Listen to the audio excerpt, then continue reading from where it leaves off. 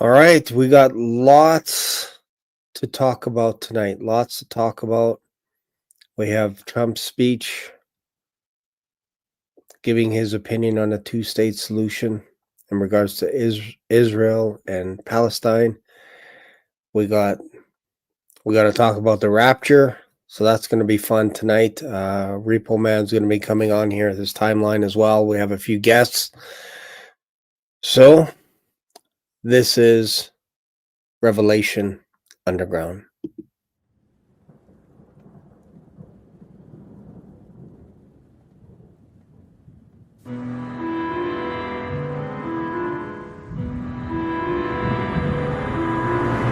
Welcome to the stage, it's the tale untold.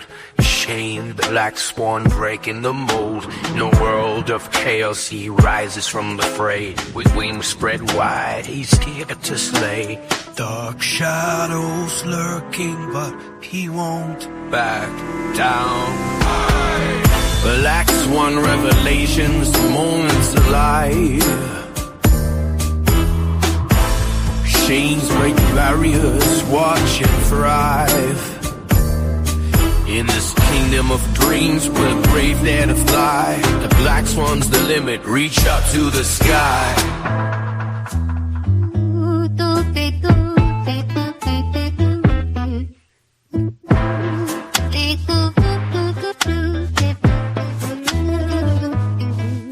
From the ashes he soared, a phoenix reborn. With beats in his heart, he's ready for war. Lyrics like daggers, sharp on the tongue. In the game for the throne, where legends are hung. Echoes of truth ringing loud and clear. Black swan revelations, moments alive. Chains breaking barriers, watching thrive. In this kingdom of dreams, we're the brave there to fly. Black swan's the limit, reach up to the sky.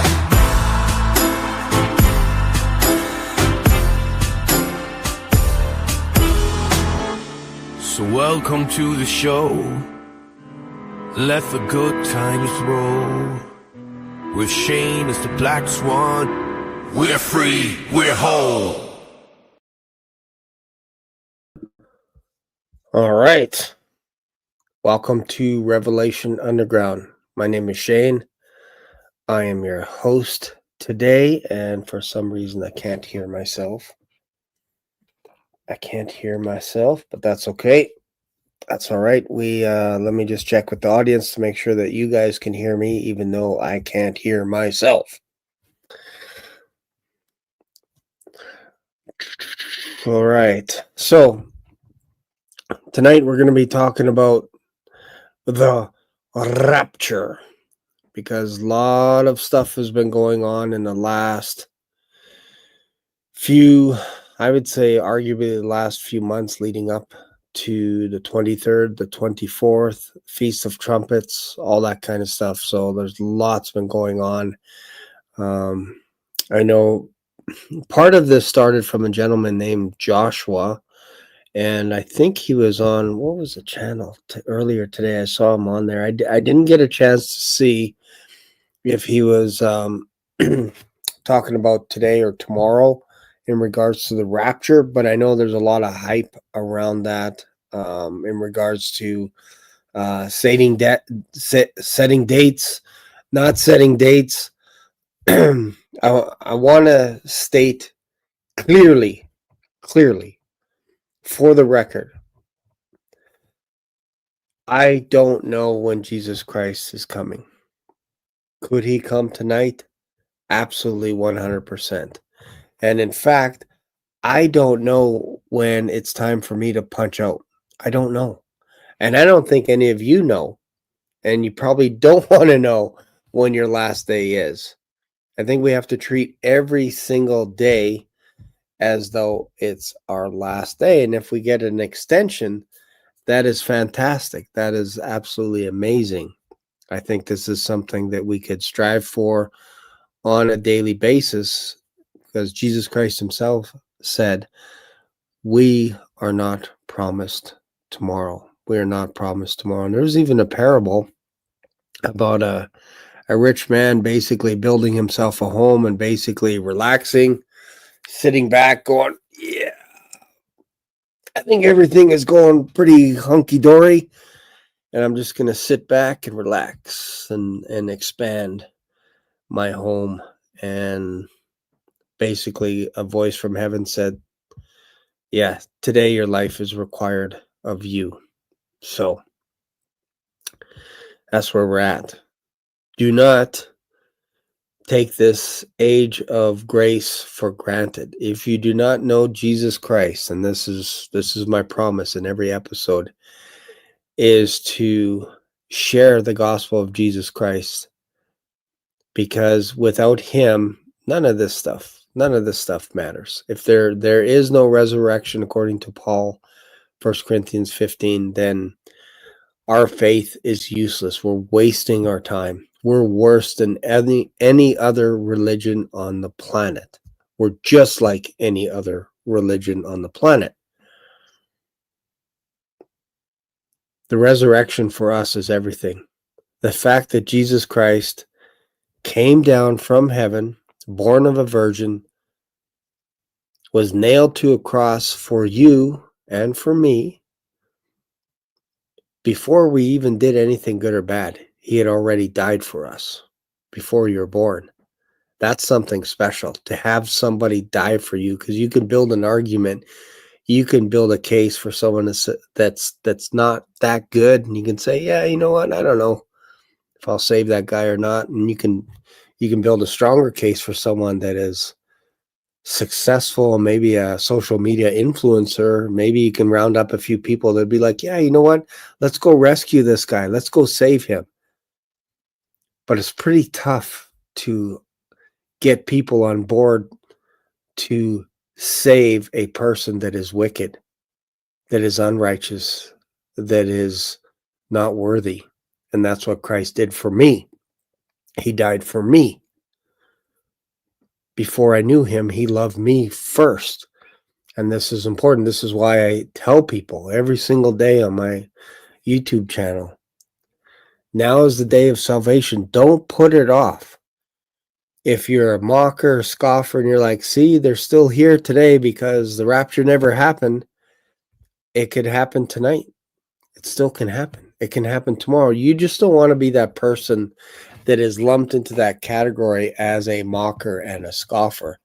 If you don't understand something, that's fair. And you're like, you know what? I don't know when the rapture is going to happen. But I just kind of prepare my heart every single day in case he comes. That's fair. That's more than fair. So I have my brother Stephen. Bro, how you doing tonight? Oh, hey, I'm doing fine. Yeah, it's we don't know when he's coming. I mean, there's certainly some some windows to look at. Is anybody else out there window shopping? I mean, there's no shortage of windows right now. Man, how's your day been going, man? It's been busy. It's been real busy, bro. I did a live earlier this morning, or when was it? Yeah, early this morning with Bob and another gentleman. I think his name is Johnny. And I didn't even catch what channel he had. That's how fast it was. About the guy, the watchman for that great day, the older gentleman. Yeah, what's his channel name? Watchman for that great day. Is that what it's called? Yeah, and the other one you were referring to, I heard it's Medic for Christ. They were. I think John was on Medic for Christ because I believe Medic for Christ went all dang day, like 24 hours or something crazy. Like he was on. He shattered all records when it came to YouTube, and then I think Joshua was on there, and then he had a few other guests that I didn't know, but I watched some of it this morning. But there was just so much going on. I wanted to pay attention to UN as well, like I was following up on Trump's speech to the UN. I wanted to hear most of that just so I can kind of have an idea, have a heartbeat of what it was he was talking about. Of course, I watched some of the conspiracies around Charlie Kirk. I follow Candace Owens quite a bit. She's a little cray-cray. Yeah. But there are times where I'm like, you know what? She crazy, but is she? Is she crazy though? Because there's some things that she's starting to dig up that are making people go, oh, I didn't know she was gonna dive into all this stuff. She started to expose us. There's something going on wrong, corporately wrong with Charlie Kirk's assassination. I don't think it was a young 22-year-old sniper that made a crack shot, one shot. Like, do you know how that bullet would have had to be shot out of his rifle? It would have had to go up and then go down and then out the throat of Charlie Kirk. So it's like the magic bullet that goes beyond the physics of nature. So I don't buy that for a second. I don't know who's responsible. I kind of feel like there could be some people on the inside that maybe there's a little bit of a coup forming. Don't know. It's very weird. It's very bizarro world right now.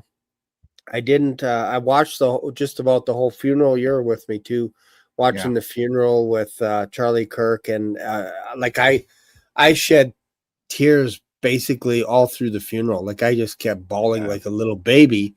But then when Donald Trump Jr. got on, I felt it was a little bit of a shtick, trying to make people laugh and, hey, we are Charlie and all this kind of stuff. I'm like, okay, I get it, but you're kind of losing me a little bit on the sentimental. And I like the guy. I just felt that. And then I didn't get a chance to listen to J.D. Vance because allegedly he's supposed to be really close to Charlie Kirk, and it's my fault. This is why we come to Revelation Underground. I don't really trust J.D. Vance, but I trust if Charlie liked J.D. Vance and considered him a brother, and if his wife Erica considered him a brother, then I'll be like, okay, fair enough, fair. I'll let it go. But if they're not outright saying that, then I'm like, I don't know. Like, I trust Trump as far as I could throw him, but I understand he has to do stuff for America first. Like, I get it. Like, Americans, you guys are first when it comes to all your policies and all that stuff. I get it. In Canada, we're last. Yeah, Trump first. In Canada, we're last in everything. Like, it's almost like we have no rights anymore. Like, it's weird. We can't bear arms. You can't do any of that crazy stuff. Don't hold up a gun if you have one at home. Don't do it. Don't do it if you have one. I don't want to see anything. I don't want to get banished for life. No. Yeah, no. I don't want to get banished for life. I got her right here. Yeah. In Canada, just so you know, we do things differently here. Like, I've never owned a firearm in my life. I practice a little bit of jiu-jitsu. But that's not going to really help you if some guy's got a baseball bat or something, really. So I choose humor, and I bring it down, and I just say, hey, you know what? Help yourself to the fridge. If you see anything there, help yourself. We don't have weapons here. And if we did, you got to lock it up. You got to have a key lock on the trigger, and you got to take the bolt out. It's all kinds of, and you got to put the ammo somewhere else in another safe. It's weird. Like, there's none of this just pulling a gun up out of nowhere to brandish it. Like, America has weird rules, man. Like, YouTube is very strict on stuff in life, for sure, 100%. But in America, I guess you guys have like a right to conceal your gun. Is that right? You guys can actually hide a weapon in broad daylight? Is that true? In Texas, we can open carry. You mean I'd rather have that? I say I want to see it on your hip because then I want to know if I should argue with you in the lineup of McDonald's. You, sir, have a gun. Go first, please. I'm sorry. In fact, I will pay for you. I don't like that's a double-edged sword, you know, because you almost don't want to open carry it because you don't want them knowing you have, because they may then they can strategically try to get it from you. Well, what happens if I make a mistake and I say, "Hey, jerk off, you're butting in line," and all of a sudden he's like, I have something that for you. Say hello to my little friend." I'm like, I'm sorry. I'm sorry. I didn't know. Go ahead. Like, it's weird, man. It's I weird. know. I know. I mean, the whole thing, I mean, I watched a little bit of the little bit that I watched of Trump's son, it was so political, Yes. and it just, and I can't stand it anymore. As I'll just turn it off, and I watched a little bit of Trump today, and he knows no bounds with pride and arrogance. Yeah. I this and I that, and whenever I was in office and this and that, and none of this would have happened. And you know what, Shane, I remember right before he left the White House or whatever, whenever and he was standing in the Oval Office with Nancy Pelosi and all of them, he turned around and he said, trying to remember, he said and now the real show begins. Oh, wow.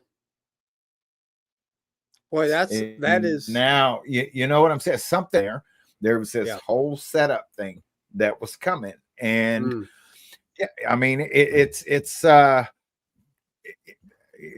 set up for the tribulation is all I can say, I mean, and as far as firearms and stuff, it's we had that conversation, about the bullets coming back at you. Yeah, you're not going to be invaded anytime soon. Like, that's the nice thing. I think you guys have, like, I don't know, 100 guns per person or something crazy like that in America. Am I just making up a statistic? It feels like everybody's got a gun in the States. Is that true? Yeah, well, no, just the conservatives, not the liberals, and you can see it in the movies because they always grab their baseball bat, and then of course you got all the ones that want to play shoot 'em up in the movies, and then outside the movies they want to take your guns, and it makes no sense. Yeah, and I feel like there's probably a lot of the Democrat side of things that have guns, but because you don't see them because they're concealed, how do you know? Well, right? It's just their security that has them, not them. Yeah. That's fair. Be nice to everyone. Be nice to everyone. Like, I remember the first time I went to Florida, we got off the plane and we're going to the beach and hang out with my kids and everything like that. And this guy helps me with my luggage, just took it out of my hand and started throwing it into a cab or whatever. And I'm like, oh, wow, what a nice gentleman. This is awesome. He just grabbed my bags. I'm kind of struggling with him. I'm like, he's taking it. That's nice. Puts it in the cab, and then he's standing there. And I'm like, thank you. Sticks out his hand, and I shake his hand. And I'm like, thank you. And I go into the cab. And my wife's like, I think you're supposed to tip him. I'm like, what? Oh, and we had Canadian money. And it's like, he was just looking at us. Oh, it's going to be like that, huh? It's going to be like that? Yeah. Pop you a cap. Yeah. But and then every time we went to a toll, somebody told us at the rental place, they said, hey, if you show up to a toll in Florida, just make sure you have exact change. Otherwise, and I'm like, oh, so we're driving and I'm yelling at my wife and I'm like, make sure we have 75 cents for the toll. Otherwise, we're all going to die. We're going to get shot at a toll. I was so well, that's out. why they didn't in World War II. That's what the Japanese said. That's why they didn't, invade the mainland. They said there'd be a gun behind every blade of grass, and that was because everybody was armed. And but there's been a change in that, and it's just the conservatives, and like Bob was talking about, I mean, they're but nobody's really trained, there's no in the field experience, war experience. What's that? I can't think of the term, where they but I mean, just everything, Shane. I mean, and I was watching before the Prophecy Monday got taken down, And I had a thought, I said, because everybody, because you can watch it, and when they talk about all the kids having dreams and they talk about it, and then all of a sudden it's got to be right now, you know what I'm saying? And then they start, and the more, and the problem with that is that there's so much coming right now that you can't absorb it all at the same time. People's minds just shut down. It's kind of like the flat earth versus the and I'm not trying to bring that up, but because I spent 6 hours in that thing, and you come out of there, the earth is flat, but it's, I'm of the belief now the earth is square. Okay, I like that one. The earth is the earth, but but they make earth, flat earth their god. Then and that's just but if it was flat, if it was just hypothetically speaking, if it was flat, when people start seeing the evidence of it, their minds shut down because of just the magnitude of the deception. They just can't comprehend it. And it's the same thing with all of this wall of information. If everybody could just maintain that in their head, with all, we got the children, we got this, we got that, but then you talk about it so much, and it's just coming so fast and furious, and then people will just fold well, maybe he's not going to come, Do you know that flat earthers have a secret hand signal? I probably shouldn't share this with you, but did you know about it? Yeah, nobody watched like this. It's like this. Yeah, nobody look. It's like this. So you walk up to a person and you just go like this. You go strolling up and you're like, "Hey, bro, we cool? Are we cool?" And then if they do it back, "We're cool, bro." Guaranteed, flat earther. Guaranteed. I didn't know. We cool, bro? Are we cool? No. No. Well, I mean, I went in there, read all the NASA documents and all of that kind of stuff, and I'm like, and then, but and then even the scripture proof and everything, But then again, you can go up the other side, and they can bring scripture back the other way, and that's where I'm just like, forget about it. I figure if Derek can go like this, or whatever that is, like this, I figure I can go, hey, see, it's not quite though, right? Like I'm not there. This is, I don't know, what is that? What is that? Anyways, but like a lot of this stuff stirs up disunity. I know that's kind of like a grade 1 word, but basically we're not coming together. Yeah, it's just like it same thing happens with the rapture, where I know there are losers out there, like they're just losers that believe in post-trib. I get it. They're losers. They probably never kissed a girl in their life. I get it. But I'm not going to be that guy to pick on them. Why would I pick on them? They're losers. I wouldn't do that to them. But that could cause a little bit of, again, you're starting to separate people, right? When you talk that way. Mm-hmm. And I joke with them because I do think they're a little bit crazy, talking about being like dragging the bride of Christ through the mud in order to save yourself. Like, it just, for me, that doesn't make any sense. And I always ask a post-tribber, I say, could you just show me a few verses in the Old Testament that say that God never tells anybody about what he's about to do? Show me that. Just say, no, it's a mystery. I'm not going to tell you anything, Noah. I'm not going to tell you what to do. I was going to tell you to build something, but I'm not going to tell you what it is. I'm not going to tell you when. It's going to be a surprise. It's going to take you off guard. And Lot, I'm not going to say anything to you. I'm just like, maybe in the next little while, maybe you might want to consider moving somewhere. I'm not going to tell you where or why or anything. Like, no, God is literally telling the people that love him and serve him, that are considered faithful, that he's proud of, and he's telling them. Like, he went to Abraham and he's like, should we tell him about what we are going to do?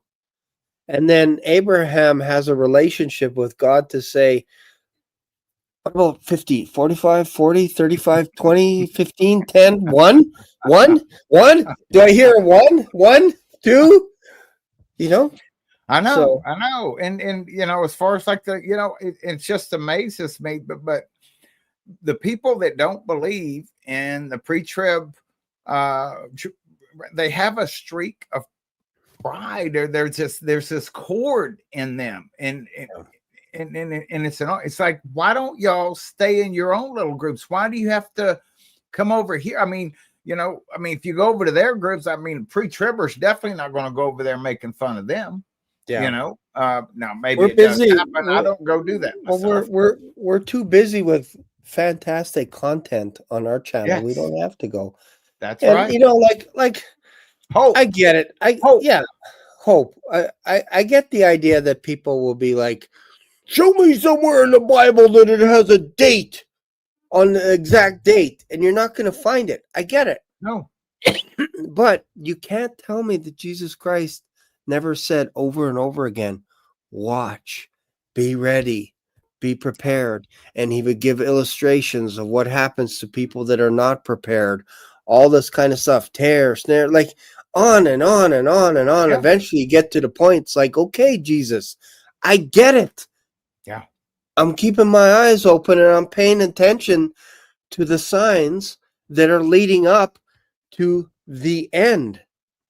yeah. But That's what we're doing. but they themselves will go around the Bible, and then they will pick this scripture and this scripture and that scripture, and they will build their little picture, and that's okay for 100%. them to do it. But 100%. whenever is you know the pre-tribbers, no, it's Yeah. that's Like- not allowed. Like an example would be, and I've heard, what's the guy's name? He's quite popular. He's always talking about grace, grace, grace, greasy grace, all that kind of stuff. I like the guy, but sometimes it gets a bit much. But he was talking about there's no such thing as a pre-trib rapture, and I forget the guy's name. You guys, somebody in the audience would know. He talks about grace all the time. His whole ministry is grace, right? And I get it, but here's how a post-tribber would approach the flood of Noah. They would say, you pre-tribbers say that Noah went into the boat and the waters rose and Noah was saved from the flood because he was in the boat and the boat rose in the surface and it went above 30 cubits above the mountains. Well, you're crazy, pre-tribbers, because Noah went through the flood. He wasn't raptured. He went through the flood. It was a submarine. It wasn't an ark. Exactly. And I'm like, you're serious, right? And they're like, yeah, dead serious. What about Lot? And they're like, well, Shane, Lot wasn't raptured. He was drug out of the city by an angel. Yeah, that's called a rescue plan. That's what we're talking. If you don't like rapture, call it escape plan. Call it escape plan, if that makes you feel better. There is another layer to that, because Abraham was up on the high plains of Mamre at the same time, you know, so you could even take the position that Lot did go through tribulation, you know, and Right. while Abraham was up on the high plains of Mamre. Yep. So well, again, Lot was rescued from Sodom and Gomorrah, and Sodom and Gomorrah became a vapor, ash. So that's the principle that I get out of it, that he lived, and so did his daughters. And his wife looked back, and she was cooked. She was cooked right there, like a pillar of salt.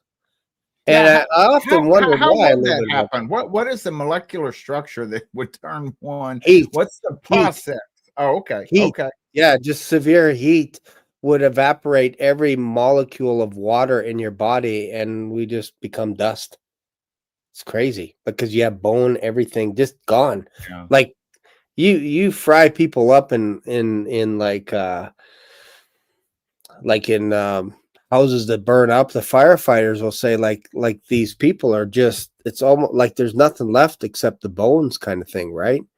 Yeah. And it's almost like you have to have the right temperature. It's almost like what was that volcano that went up and just basically preserved an entire village? Pompeii.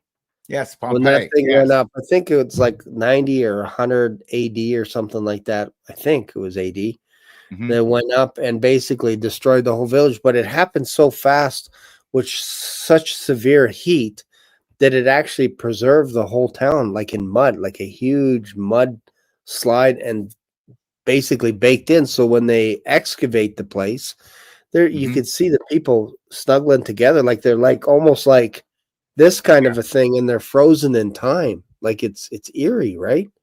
Well, I had the same thing whenever we spent 2 weeks in Israel in 2012, because we were going to go over there. I said, no, we're going to stay 2 weeks because I want to get over the jet lag and everything and get acclimated.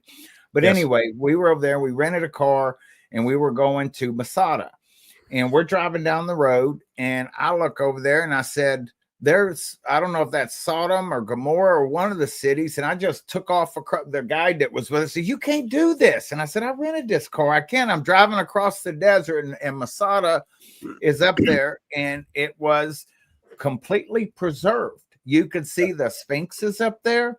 And at that, my wife, she was walking, she actually heard like noises and things, that were, and you could see the ziggurat at the entrance and everything. And then we went up to the Masada, you could look down and you could see the streets and everything. And I've got pictures of me over there. I mean, you could grab it and it would just turn to, it was a consistency of talcum powder when you crushed it. And if you dig down, you could find the little sulfur things and put it in a spoon, and when you light it, it'll burn through the spoon. Wow.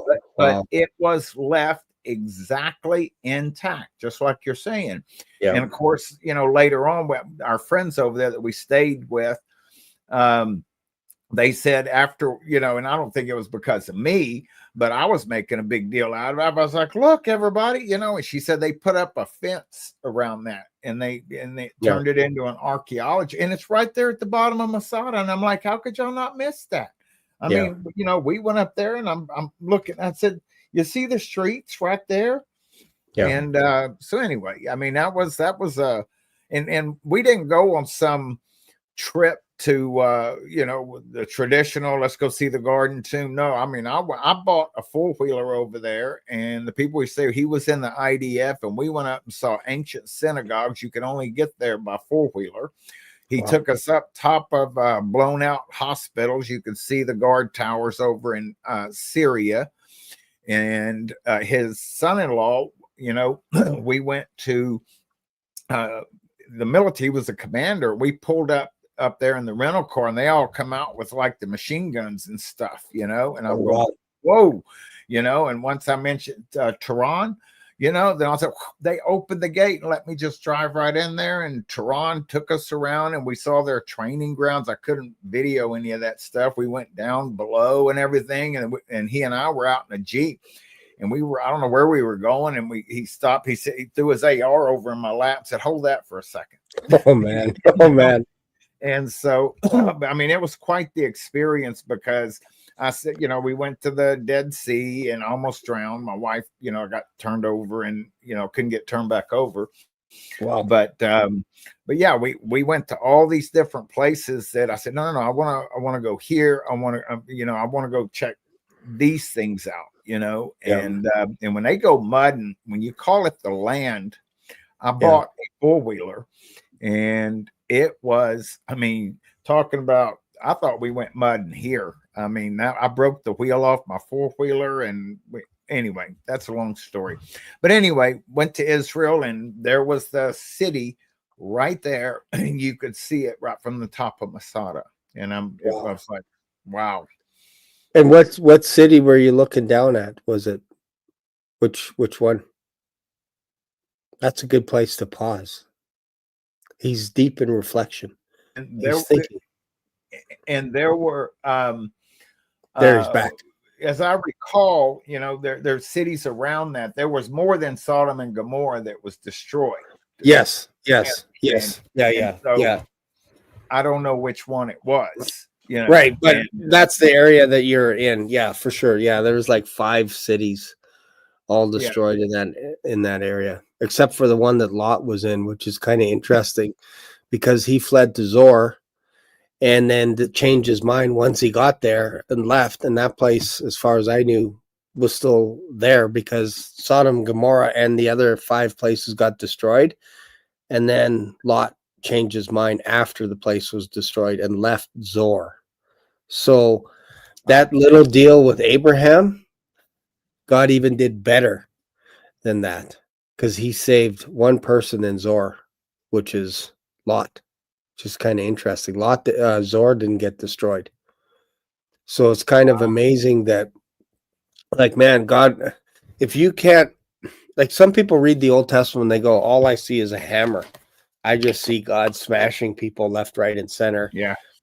And all I see when I read, I feel like I'm actually seeing Jesus saying, come to me, come back to me, return. I feel like it's the same. You feel the love of the Father and the love of the Son, and there's mercy upon mercy. Like, how many prophets did he have to send to Israel? And Israel wasn't even trying to hide it anymore. No. They were doing all kinds of crazy stuff, sacrificing their children in the streets to Moloch, prostitution, both male and female prostitution. Sodomites was it was running rampant in Israel.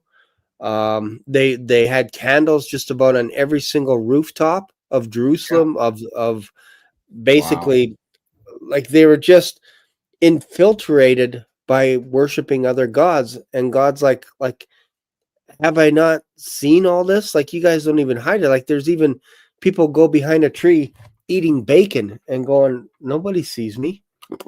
And then they wash their hands and then they walk down the street and then they kick a poor person in the rump and say, hey, you didn't pay your tithe or your tax or whatever it is. And they wash their hands clean and they're like, Lord, I didn't do anything. We are innocent of these charges. Why are the Babylonians coming? The Syrians, I don't get this. Why is God mad at us?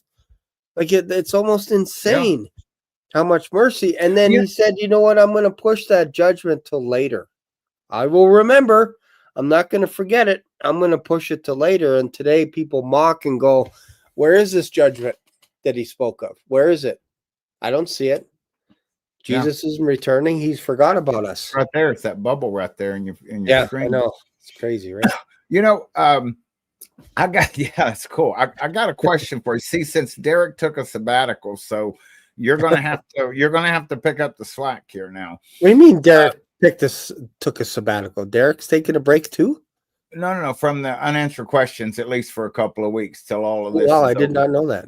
Know that. Yeah, he dropped it on me too. Anyway, that's a whole nother story. Okay, and then Rick's out. We're like the last of the Mohicans or something. Man, he still answers some, but don't. Okay, well, don't give me too hard of a question. I'm not Derek. No, this is not going to because I you know what I admire about you, Shane? You have read the Bible, and I know like kind of surface level of the stories, and I can pick out, and I bring things up, and Derek will tell me, "Now, Steve, I think you may have stumbled across something," and I'm like, I wear that as a badge of honor. Yes, exactly. But I hear you, and I can hear when you're talking about these different things, and because you've read it and you're like paraphrasing it into a story, and that's just fascinating to me, But here's my question: when Noah and the flood that you mentioned, so there was 8 that was saved, right? Yep. Okay. That's an easy one. Pass the test. Done. Next question. Woo! Next question. You get a gold He even star. gave me the answer too. That's great. But that's not the. Did his kids? What was it? Ham, Japheth, and the other one Seth? Ham, Japheth, and Shem. Okay. See, thank you. Did they all have wives? So that's Yes. 3, 4, 5. Yes. And if they all have had wives, that would have Yes. been 3 more, 6, 7, 8. Okay, there you go. So none of them, how long have they been married? Did none Don't of know. his children have children? They were married. They took their Yeah. wives.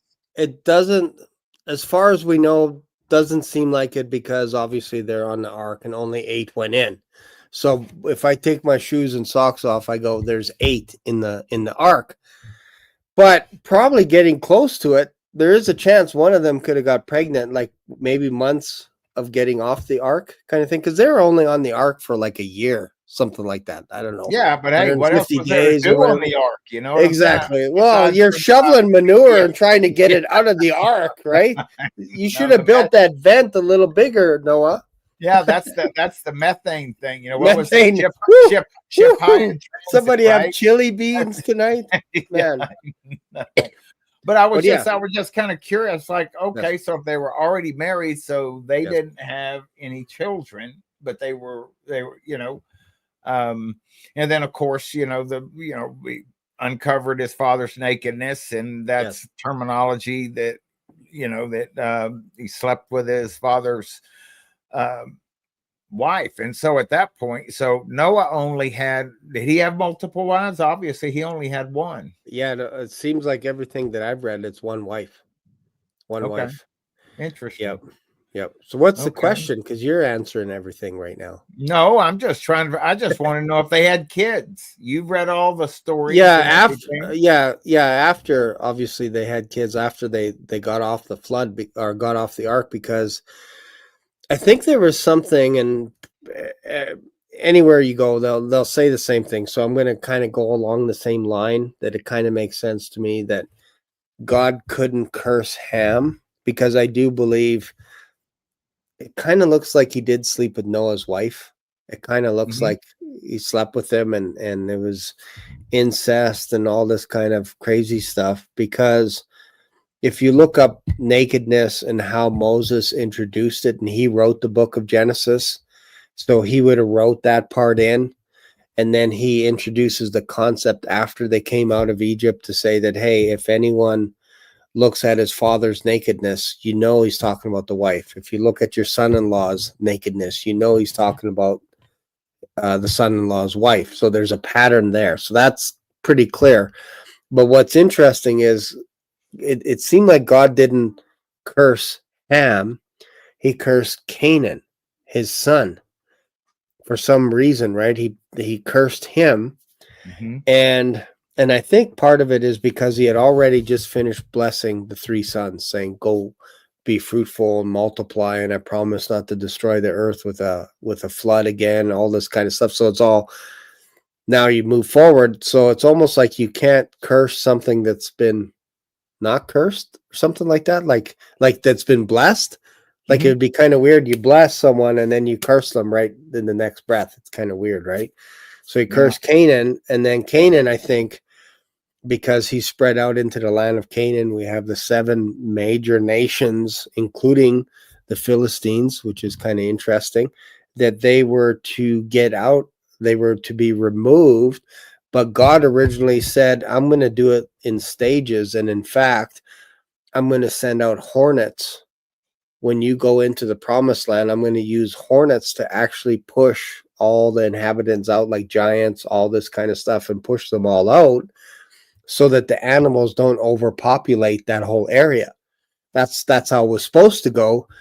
And then when Moses comes down, he sees them all naked, partying and all kinds of stuff, and he makes the first wilderness milkshake, where he basically grinds up the 10 commandments and the golden calf, burns it down, grinds it up, and then puts it into a, almost like gives him a straw and says, here, drink out of this. Like he was mad, right? He was hot.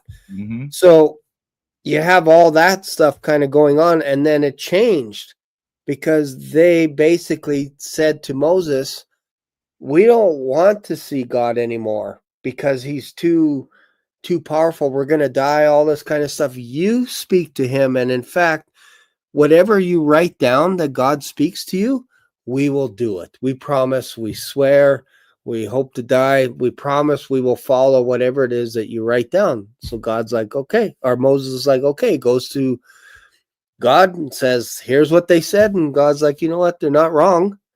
And so he started dictating all the rules, regulations, because originally it was just 10 commandments. There was no animal sacrifice, no Right. sheep, no goats, no nothing. It's just, you got 10. Just don't kill each other. Don't lust after each other's wives, and treat each other like, basically, if you're loving each other more than yourself, you're going to fulfill all the 10 commandments. Let's go into the promised land. Like, they were steps away from getting into the promised land, and they dropped the ball by sending spies out, and they came back. 10 of them are like, hey, there's giants there. Like, we look like little grasshoppers in their sight. And then boom. Okay, well, we got to go through the wilderness, but here's all the commandments. Here's all the rules, 613 of them. And I think it was done on purpose to show that they can't follow them. None of them. They can't follow any, even right down to the Sabbath. You look in the Old Testament, they're not following the Sabbath either. They're not following anything. So it gets to a point where you're like, man, we need a savior. We need a judge to help us, because we're done. We're all going to be cooked just like Sodom and Gomorrah. All of us. Wow. Okay, It's so crazy. final question for unanswered questions here. Yeah. Where did Cain get his wife out in the land of Nod? Okay, if they just came out of Eden, where did all those people come from? I think it's just through the process of time where Adam and Eve continued to have kids. And back then it wasn't a crime, because I think they're probably genetically, they're probably a little bit more sound than today, because there was a point in time where it's like, you know what? God made a steady rule saying, look, you can't go with your brother and sister or any of that kind of stuff, because that's how this whole land operated and functioned. The whole land of Canaan, that's what they did. They had no rules, no regulations, nothing, zero. And that's where you came out of. Egypt did the same thing. They had no problem marrying sisters, brothers, whatever. That, like, it didn't matter to them. So God eventually set a rule. But at the beginning, if you go to the book of Jubilees and other sources, you can see that Adam had many children, Adam and Eve, like daughters as well. So you just had to wait, I don't know what, 14, 16, 18 years, and then all of a sudden you got a wife. You just wait a little bit. But no children in the garden. I don't know. I don't think so. It kind of looks like, because when it kind of looks like her, I'm going to increase your pain in childbirth. How do you increase something that hadn't happened already? Yeah, and that's just it. I think that was the first inkling that the first child that you have, you're going to produce it in pain and suffering. That's the first kind of, because otherwise, why mention it? It's almost like Eve's like, what do you mean? What's going on here? What's going to happen to me, right? So, and so I don't think children in the Garden of Eden. And I think once they got kicked out, part of that was like, okay, now we're kind of on our own, and Adam named his wife Eve, and then consummated, and then Cain. Yeah, no epidurals. Yeah, no. You just have to put up with all that stuff. But yeah, it's very fascinating where we come from now, and like I mentioned, I think we're sharing before about the Garden of Eden. At the very beginning, it was one man, one woman. That was. They were betrothed to each other by God himself, basically saying, Adam, you go to sleep, and then I'm going to remove a rib from you. I'm going to produce a woman that came from you, not from the ground, which is a beautiful thing. And she's going to be a helpmeet, like basically equal with you. And I think that's why she was free to go all over, probably tasting different fruits, and can't wait to bring it to Adam and see what he thinks. Is this a good one? What about this one? What about this one? And then brings this from the tree of the knowledge of good and evil. What about this one? Well, that's a really good one. wait a minute, we're naked. What? Yeah.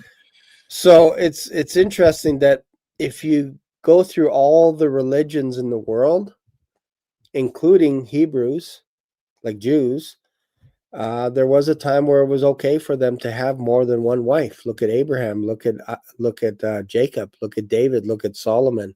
They all had multiple wives. It wasn't illegal. Moses wrote it in Leviticus and in Numbers. He said that, look, basically Jesus even reinforced it, saying, look, it was because of the hardness of your heart that Moses wrote a certificate of divorce for you. But at the beginning, it wasn't like that.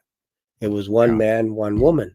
But every other religion since then, and I feel like we're kind of coming back to that, where just marry one woman, just marry one man. And it's all, life is already hard enough as it is. Yeah. You don't need to cause additional problems. Just do what the Bible says. And if you don't know, go back to the beginning. Oh, look, we see Adam and Eve. Yeah.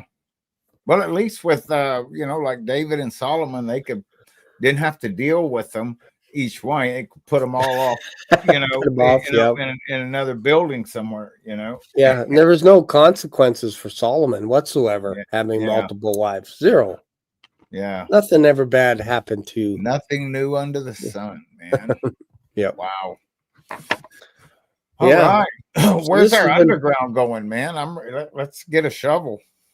Yeah, I know. You want to go deep into the underground?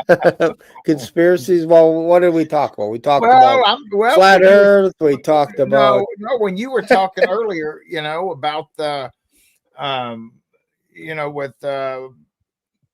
You brought up something about the Kennedy or whatever, going back. Oh, it was the magic bullet, And so to me, with JD...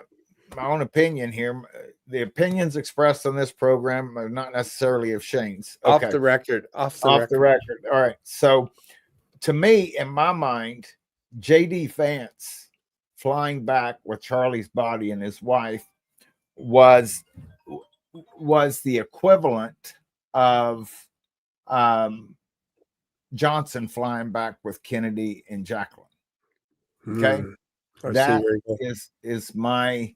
because Charlie was pressing Trump for the files to be released on Epstein, and he was also pressing Bibi on what was going on in Gaza. And so I think the two of those got together and say, you know what? We can kill two birds with one stone here, but did not realize what was going to be caused when that, maybe they did, and they said we're just gonna, out of chaos, whatever it is, that terminology, right. But that, is I think he had to go, and like some of my friends that are just like, I'm still waiting for this great revival, and I'm like, there it is, right there, worldwide, And and I felt that at the beginning too when I was watching the funeral. I was like, this is pretty good. Like lots of emotion and stuff. And then as we got towards the end of the funeral, I don't know if the scales fell off my eyes a little bit or whatever, but I'm like, how am I feeling right now? Like what am I feeling right now? Because what are you discerning? Yeah, what am I discerning right now? Because I felt like, how do I describe this without offending everybody on the planet? But I felt like that I sure hope that we're not being sucker punched on this one. I sure hope, like the political party thing and all this, the MAGA and all this. I sure hope Trump and his... guaranteed, Shane. It is a sucker punch. That's what it... Yeah, just like that night at the debate when I left the comment and I said it's all scripted. And that's what it like the beginning. I was like, oh, this is cool, and I'm crying and I'm weeping. And then when Donald Trump Jr. said, we are all Charlie, I'm like, hang on here, hold on 1 second. Yeah. We're all Christians, like the ones that believe in Jesus Christ, we're Christians. And I almost felt like this can almost be used as some kind of a stepping stone to put They're us in a weaving it. box or something. They're Yeah. weaving it for their own purposes. Now, there is heartfelt emotion, obviously, with Yes, Charlie's wife 100% and there everything, is. but they are taking advantage of that That's what it felt like a little bit to towards say, the look, end. we're the good guys. Yes. We're consoling Charlie's wife and everything. Yeah. Meanwhile, in the back room, Yeah. you know, no, I think That's it was what I all felt. planned. That's what I felt a little bit, and I know there's people that go off. Like I'm not so crazy to go that Charlie didn't die, but I'm not convinced yet as to who shot him, because there were thousands of cameras everywhere, and I think that's gonna come to the surface as to what really happened. And Candace Owen had an episode where she found some trap doors and all this kind of stuff, pipes, and there's basically underneath, like it's a football field. So if you need to go, you need access somewhere for irrigation and all that, you go under in all their little tunnels and everything under that. That's normal. Almost every football field has a place where you can actually go downstairs and do whatever. So the idea is maybe somebody actually caused a distraction or shot him from underneath, from like just lifted it up, because nobody's looking down. They're looking. It was the guy Charlie, and they ran. with the thing under his armpit. Well, I believe that 100%. That's well, a done deal. I've My seen only 4. question is the guy Yes, in the white hat, whether he was involved, the one holding the camera. I would like to say no, because that's Frank Turek. If he's in on it, he's his mentor. Like I just watched a podcast of him proclaiming Jesus Christ and saying what had happened and all this kind of stuff. And I'm watching the whole testimony. I'm like, okay, I'm going to give you a little bit of a pass, but there's some things in your story that I didn't like. One is he right away, he said, I'm not that guy that was giving scope signals and all this kind of stuff just because I was in the Navy for like 8 years. I'm like, okay, well, so you have some I can skills. go along with that. Yeah. You have some skills. Okay, fair enough. That wasn't you going like this or whatever it is. Okay. But then he said something that was like kind of weird when he said, I talked to the guy that actually removed the SD card from the camera, and this guy gave it to the FBI, and I forget what the guy's name is. And that was one of the first things that he did. And Frank said to him, like, why did you do it? Like he was kind of uncomfortable or something happened in the conversation.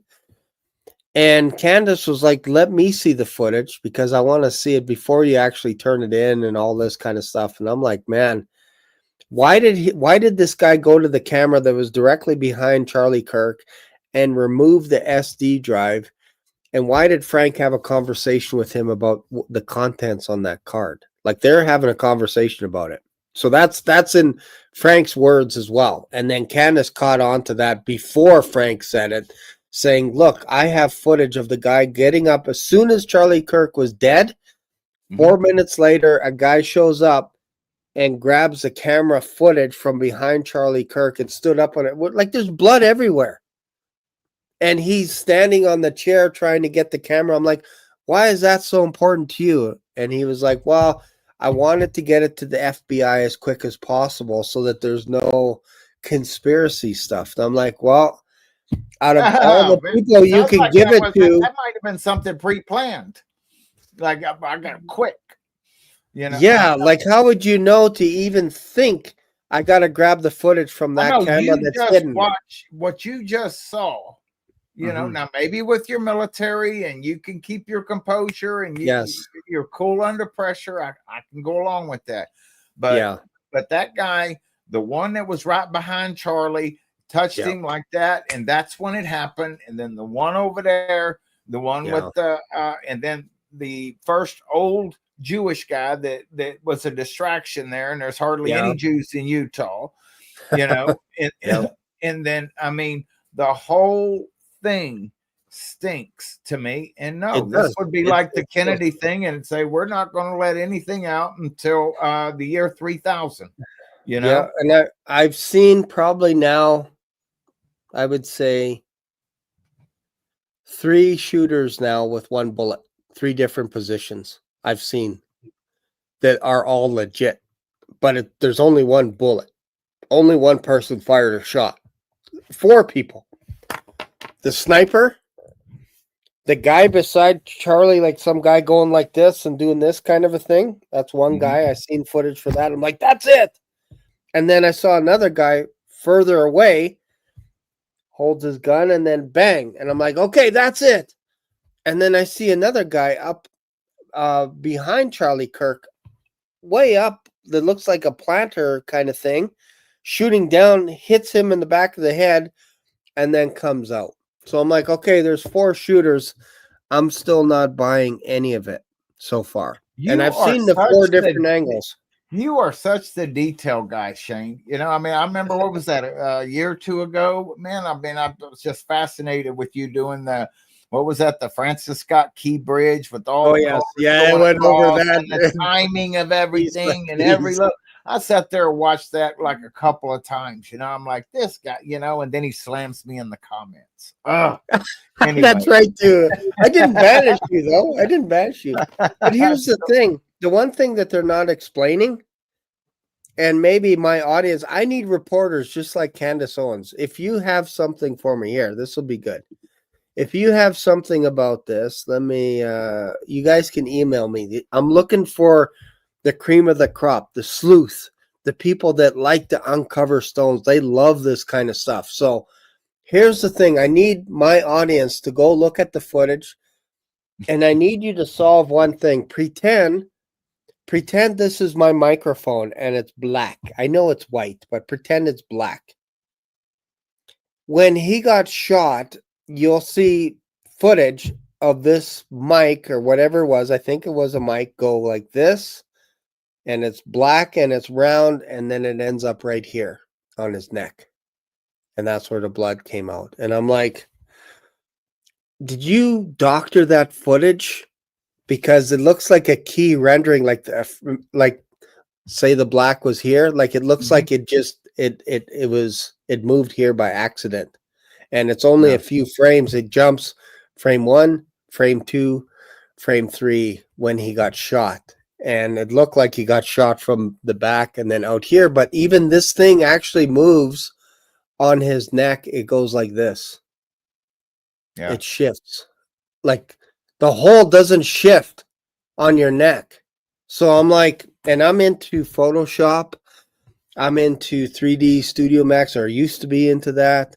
All this kind of special effects stuff. I wanted to be an actor and all this kind of stuff. I had an agent for a while. I was in the movie Inception as one of those guards, you know, the winter scene.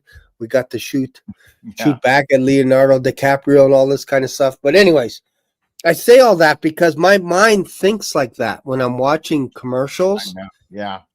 You know, if you see somebody going beside glass and I see the camera crew in the footage, I'm like, oh, you just snapped me out of this scene. I can't watch it because I see, like in your glasses right now, I see a light from whatever your source is, right? Same thing here. If you look at here, my glasses, you could see the ring light. So when I'm watching movies, it bothers me when I see a helicopter scene of somebody there, and then in the window you see another helicopter with the film crew in a Rambo movie, and you're like, "Ah, oh, man, you took me out." So if somebody could figure out why that black dot is moving, well, who knows what that black dot was doing? What that little microphone or whatever? Because did you see the movie? Do you remember them? Did you see the movie Law Abiding Citizen?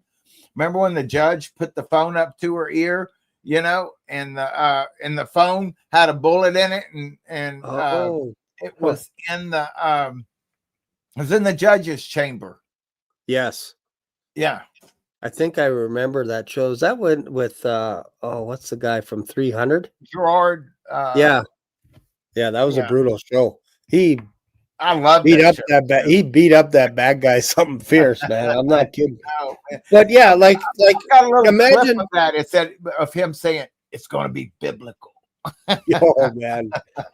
So if you think about it, let's just say, yeah, this is probably the only piece I could use. But let's say this was a microphone, and Mhm. it had some piece of shrapnel or something in it. It could blow up and do that kind of damage to him. I don't think that's what it was that his microphone blew up, but if you type in microphone explosions, you'll be shocked. There's so many mics blowing up. It's crazy. What about Um, pagers? Pagers, exactly. So now we get back to Israel all of a Yeah. sudden. And Mhm. Candace is not letting that go. She would swear on the Torah that Israel was responsible for this. And she might not be crazy. There could be Israel, it could be United States, it could be your own government. I don't think it was Canada. I don't think it was Canada, but hey, we do have the best snipers in the world. We have the long distance record for the longest shot. So, but I do think, you know what, I like Candace Owen, but I yes, think she is anti-Israel. Period. Overall, she's right, not just anti the Zionist regime that's in right, control of Israel. She right. is, but she wants to go sniff out corruption and expose Yes, for everything, sure, for but sure. there is something off about her when it comes to God, and spiritual things, I mean, that God, Yahweh, has his name written Yes, on Jerusalem. And a lot of people that that they think, because when was that, they had all the Christians, there's so many Christians up there in Washington that are hoodwinked, and yeah, they're going to accept the Antichrist too. yes, yeah. And we have to realize that there's more Jews that are going to accept the Antichrist than Jesus Christ. 2/3 get wiped out for some 2/3. reason. Mhm. 2/3, right? Yeah. So there, I understand what she's trying to get at. Like for me, I can't stand corporate Israel. I can't stand it. They hate Jesus Christ just as much as the next religion. They hate him. Mm-hmm. They don't want anything to do with Jesus. If you're in Israel, they probably told you, hey, there are certain parts, certain places that you don't want to go that are run by Orthodox Jews. Why? Because they don't like you. They don't like Christians. They don't like Paul the Apostle, and they don't like our New Testament. They think it's blasphemy to them. So, okay, fair. And I think Candace is like a dog on a bone. She won't let this stuff go. And Exactly. they've also attacked her as well. So Yeah. you attack a person like that, she's coming back at you. And because she's been so influential, she's been on record saying, she even said today, I think it was in one of her videos. What did she say? She said, I'm giving you warning right now. You need to flee. If you're going to come after me, I'm just warning you, whoever you are, Israel, government, FBI, CIA, whoever you are, if you're or she was saying, like, if you're a shrill, that's what she was going after. Like, if you're a shrill in Charlie Kirk's organization, Turning Point, Mm-hmm. she's like, because she said, I feel like somebody betrayed Charlie Kirk, and I'm going to get to the bottom of it, right? She's going to dig deep. So she said, if you're a shrill right now, I'm warning you, run, because I will find you. I will find you. And I also have text messages, as in, if you come after me, I have so many friends right now that will publish this stuff that I have on you already. She's like, don't come after me. Don't come after me. And I'm just giving you a warning to leave town. If you're not sure if you're shrill or not for Charlie Kirk, if you're not sure if maybe you're on the fence, yeah, it could have been me that betrayed Charlie Kirk, you better leave town, because she will find you. She has enough people on the inside in Turning Point that has text messages from people that have not always been on the same side as Charlie Kirk. and she has conversations about this stuff. She has attacks that some of the government agencies, if you will, from Israel have been after her, FBI, whatever. So I think she's not so much dangerous from the perspective of she's going to take somebody out. She's dangerous because she's a good reporter, and because she covered her tracks, nobody can touch her right now. As in, if you cross her little reporters that are spread out all over North America and the world are going to expose some of this stuff. You think the Diddy list was bad. This is probably just as bad, but she needs to hang on to that so that she can do her investigation uninterrupted to figure out who murdered Charlie Kirk. Because no one else seems to be doing it. Everyone else is like, she would need to have some leverage like that, because look what happened to Joan Rivers. You just oh yeah, they buried her. Yeah. They buried her pretty quick, and I don't think Joan had a lot of friends. Like at the end of her, like not a lot of people that could move mountains, kind of thing. And I think Candace does have that backing, because let's not forget, she was with Turning Point for a while. She worked with Charlie Kirk, and rumors out there are she could have been the one being at the tippity top, even though she said she didn't want that. She didn't want to run the whole organization. But and again, this is a little bit slandering, they're saying that she had a fallout with Charlie Kirk, and they're just smearing her left, right, and center. And so then she would show text messages of her and Charlie's interaction, and there is no fallout. And she was on tour with them last year. So they're trying to tell us that she had a fallout with Charlie to try and get us to separate from Candace and go, oh, she's a nut job. But Tucker Carlson and Megyn Kelly are starting to say the same thing, that Israel has some bad actors. We're not talking about biblical Israel, because God said I think it's in Ezekiel with the 2-stick prophecy, I know Joseph. Joseph doesn't know who he is. I know. And he also made a promise to Moses saying, I fear that these nations are going to get drunk off of the idea, again paraphrasing, off of the idea that Israel is destroyed. Because I can see that, I'm not going to let it happen. I will never let Israel get destroyed. They will never become extinct. Never. And if they get extinct, that means God is a liar. So we know that God is keeping an eye on Israel, but it's not from a righteous perspective. It's from a promise that he made to Abraham, Isaac, and Jacob, that they're always going to be around. They're not going to just be wiped off the map. So now you have people in Israel that are bad actors, not talking about the Messianic Jews. Man, we can learn a thing or two from them. They know the Bible inside and out. But there are some bad apples, bad actors that want Israel destroyed from the inside. Just like the government, like they have bad actors. And I think that's what Candace is. She really has a thing against BB. 100%. Do not put them in the same room. Do not. Like it is that bad, right? Like I'm sure he doesn't like her as much as she doesn't like him. She pulls no punches with that. Okay. Well, Shane, I think you need to take all your investigations you're working on and put them on the shelf and prioritize what happened to Obama's chef. Obama's chef. Well, I have no idea what happened to his chef. Do you remember that?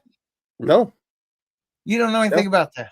No. Oh my goodness! If this was more than 3.5 years ago, I was out there. His chef was and Obama wore like bandages on his hand for a while, and his chef, they were out together, and I think maybe Michelle, who knows, but his chef. You mean Michael? Drowned. Michael? Yeah, Mikhail. Mikhail. But the chef drowned out there in the in Martha's Vineyard, somewhere off the wall, right there. And what? Yeah. His own chef he killed. His own chef. Yes. Wow. Yeah, Yeah. I'd say Michael because Obama calls her Michael. Oh That's yeah. his nickname. He's been on record, so I'm not. My I've mom heard it. actually, my mom tried to correct me one time. She's like, son, she watches my stuff all the time. She's like, it's Michelle. I'm like, okay, let's watch Obama call her Michael. That's what he calls her all the time. That's why Joan Rivers, I think, went all whatever. Yeah, well, May or may not be wrong. Don't know. watch her dancing on the Ellen DeGeneres show. I know she's bigger than Obama, bigger than and quite muscular, I might add. But Yeah, anyways, well, she wears. so you the want loose me to go clothing, after? You want me walking to down go? steps and go ahead. You want me to Sorry. go after Obama's chef to try and figure out how he died? That's the Yeah. next. Yeah. That's crazy, man. But I no, bet but you that's there's one a of those lot of that things stuff that gets going on. swept under the rug, and then Yes. Maui, and you can Yes. go all the way back, even back when all those cars burned up on the freeway when they were testing that thing, and all the, I mean, this was years before that, and all, what was it, the blue cars on the freeway? Yes. Yep. Nothing Yeah, happened. we get bombarded one thing after another. Like the first time probably you saw me was on the Keystone or the Scott Bridge. Yeah. I was going into that. I'm like, this is so weird and all this stuff, right? And I just finished watching The World We Left Behind. So that didn't help either. Love that show. It's like one of my favorite shows. It's amazing. I showed it to my family, right? And I watched the whole thing, and then we went to Phoenix, and I'm showing my family. I'm like, hey, I think this would be a good movie to watch. And my son-in-law is really, I don't know if that's a good show or what. I'm like, trust me, this one's pretty good and stuff, like I've heard good things, right? So we all watch it. And then at the end, my son-in-law goes, that was the worst movie I've ever seen in my life. That was horrible. And I said, I kind of felt a little bit like that the first time I saw it. And he's like, what? You mean you saw this already and you made us watch it? And he just stormed to bed. He was like so upset, right? He's talking about Leave the World Behind. Yeah, Obama's He movie. didn't like that. No, I he was thought like, it was "What a good. horrible I thought it was ending! good. Kid losing his chiclets and everything." And Oh he yeah, says that was so dumb. They never closed anything. I'm like, it was Yeah. amazing. Kevin Bacon sitting on his front porch with a shotgun or whatever. Yeah, I might even watch that again tonight. It was so good. Like if you don't like this is a picture of after the rapture. That whole movie. You can't help it. You can't help it. There's cars everywhere on the freeway and there's nobody around. Ships, airplanes crashing out of the air. I was ships showing up on the beach. In the sequel of Civil War. I was so disappointed in that one. I expected more out of that. The sequel that they did. They did Leave the World Behind, and then they did release Civil War. You didn't like how it ended, where they went into the Oval Office and killed Trump or whoever it was that was the president? I disliked it so much I don't even remember the ending. It was a little weird. It felt like it was a little Trump heavy, like they're trying to make a statement that they're going after Trump in Washington. What it was. It was more political jargon. I mean, that was but to Leave the World Behind was straight up rapture thing. That's what it felt like. Yeah. Tesla cars and everything. Tesla cars. Yep.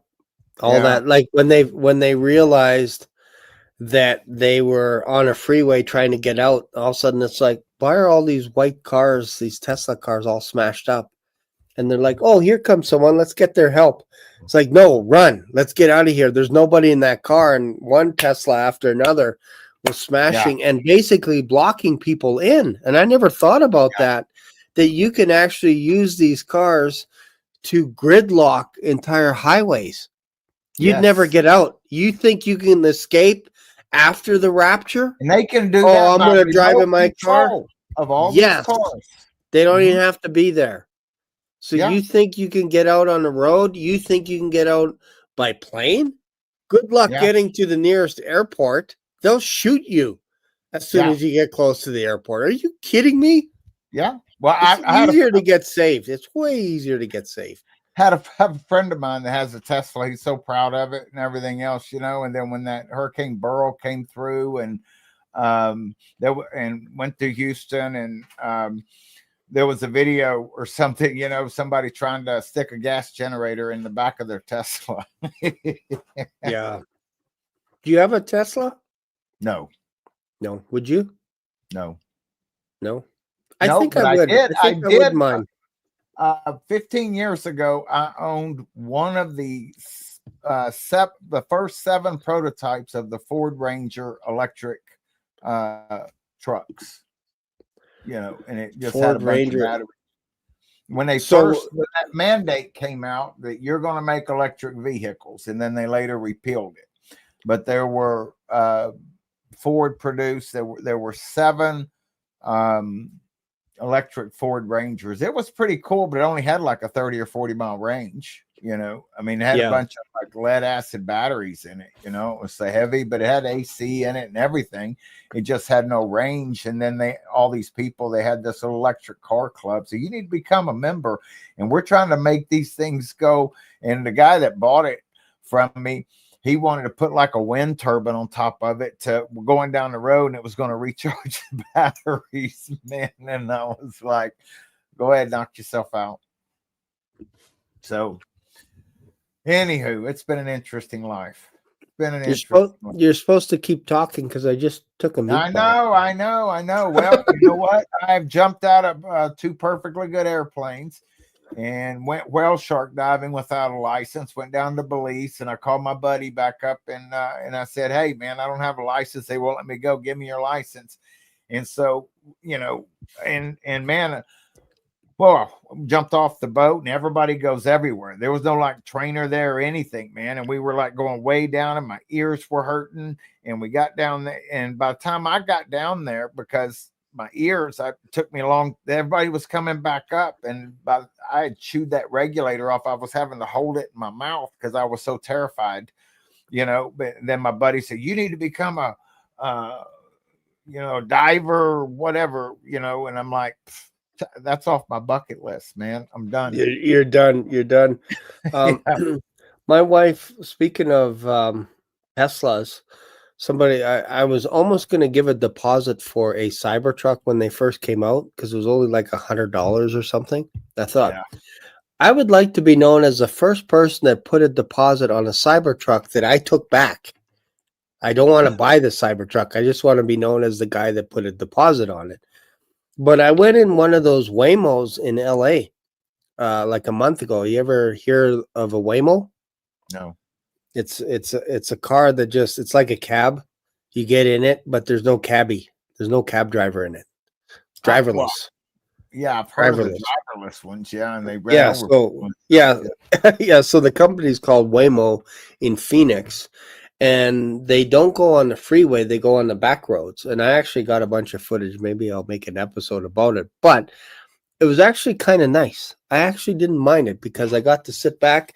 And let's be honest, cab drivers don't really talk to you anyway. They're just like, they just do their thing, right? Or they're on the phone with someone else when you're taking a cab. I don't think I've ever quiet. Taken a cab. Ever? What do you mean? Okay, here on planet Earth, we have these little things called cars that basically you could pay and then people will drive you to other places. You never heard of that? Cab driver? I've never been in one. I've never. Are you from Earth? Are you from Earth? I'm from Texas on the farm, But I guess there would be no cabs out there. When I was in the penthouse, when I had a big company back in the day, when I would fly people, I would have a car come and get me at the house, but that's different, because the car would come and get me and take me to the airport and then come back and pick me up when I flew back in. So my wife didn't have to go down there and deal with the airport stuff. Wow. I'll be honest. I think I've probably been in maybe a handful of cabs because they were always expensive. Every time I got into a cab, it would start off like at $5, and then as soon as you drive, it'd be like $5.60, $5.90, $6.50, $7.10, $8, $10, $12, and I'm like, dude, this is expensive. You're just at a light, and it's changing, and I can hear it tick, tick, tick, tick, tick, tick, 15, 16, 20. And I'm like, what a rip. And then they take you on the longest routes, showing you all the buildings. And I'm like, dude, I just want to get to the airport. I don't want a tour of Niagara Falls or any of that Yeah. stuff. I just I want to have get to the taken a airport. couple of Ubers. I have used the Uber a couple of times, just Yeah. was in a tight situation that I Uber's the won't way go to go. into, where I was People, somewhere where I wasn't supposed to be. yeah. In Phoenix, Ubers are everything. These young people, like my daughter, her husband, they have vehicles, but if they're going to a concert or something, it's Uber this, Uber that right away. And we did that when we went to the baseball game. We took an Uber back because it's so easy. It's way better than a cab, all this kind of stuff, right? So I think we're not far from that idea, the realm that the next generation is going to love all this automation stuff, love the idea from working from home, using AI to combine their work, Shane, all this kind of stuff. I think Shane, we're there. Yeah. we're the last generation. Yeah. You talk about the next generation. We're the last generation. Well, I'm talking about these young bucks that just love AI and all this crazy stuff, right? Like Yeah. 40-year-old guys that are just like, do you know what AI could do? I don't even need to read my Bible anymore. I could just tell it to tell me scripture verses. I'm like, whoa, slow down here. Hang on here. Slow down, champ. Like that's almost there. There's actually, I'm trying to figure out the organization, but there's actually a religion where people actually worship AI right now. Things like ChatGPT and all this stuff. Like they're marrying them. Yeah. They're marrying them as well. They're like, yeah, this is my soulmate. This is my friend. It never argues with me, all this stuff. And I'm like, you haven't lived if you hadn't had a good fight with your wife arguing about whose turn is it to take out the trash or whatever it is. Like No. you need those arguments. But no, like these young whippersnappers, they're just full into AI and they're like, man, I'd rather talk to AI than a real person because I don't take rejection well. It's almost like George McFly. Now, Biff, you don't take rejection well. You do that good. You do that really good. Well, I don't think I could ever do that. Whatever. He's so insane. You got great acting skills, man. Yeah, I just embarrass myself. I got goose pimples when I embarrass myself, right? Gosh. But yeah, like it's just I think the kids and again when I say kids, I say I'm 56. So anybody that's 55 and under is a kid to me, okay? So these kids, these young whippersnappers, they have no problem with using all this stuff. Like just imagine buying a new TV today. My goodness gracious, the nightmare. How many remote controls you need and all this, and then a kid comes in, he's like, oh no, you don't need that. You just hook up your phone and away you go. It's done. It's done. You don't need all these remotes and whatever it is, no DVD player. No laser disc. Remember the laser disc? Ooh, that was amazing. We arrived when the laser disc came out. I remember the 8-tracks. And that's going way back. You know how far I go back. Whenever I was real little on the farm, I can remember I was probably about 7 or 8 years old, and I actually had I picked cotton with a sack over my shoulder. Cotton? That's like 400 years ago. Oh, no. I mean, it wasn't. There was my grandpa had a 2-row cotton picker, but, there were certain areas that it didn't get to or whatever, and we would put those things over, and it was a long white bag, and you'd drag it along behind you, and you put the cotton in it. Wow. Yeah. Wow. Yeah, it feels like we're the only, our kids are the only generation that they could actually potentially go through their entire life not petting a horse for the first time in thousands of years. Mm-hmm. That they may never touch a horse or ride a horse for the first time. I used to ride horses all the time and stuff, but love horses. Horses are amazing animals, amazing animals. Mhm. But our kids now may never even ride a horse. Yeah. Like it's weird, right? To go from that's your living, you ride a horse into town, you go get stuff, and then you come back home and whatever for literally probably the last 6,000 plus years. That's how we've done things with horses, ox, animals, all that kind of stuff. And now we're getting driverless cars. And the Well, kids are that's just why like, we're this is in this. amazing. This is amazing.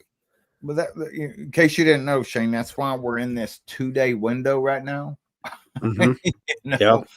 that because with the AI and everything, I mean, there's no more communication with people, and I get frustrated sometimes with my grandson because I expect him to be like I was, and he doesn't. He wasn't raised like I was, and and he's so quick with all the computer stuff and everything like that, and I'm just like I said, I spent 7 or 8 years with my head in a bottle. When I woke up, it was like, man, the whole world changed. And it's like, oh, Jesus is about to come back. So, hey, we're going to get out of here. Yeah, that's kind of what it feels like a little bit. Like everything seems to be converging. And I don't know if it's gonna be tonight, like in an hour or 2 hours or whatever, but you kind of feel like at this rate, if AI isn't sentient already, which I kind of feel like it is, I do uh, too. if it's not there, look how far we've come in like a year.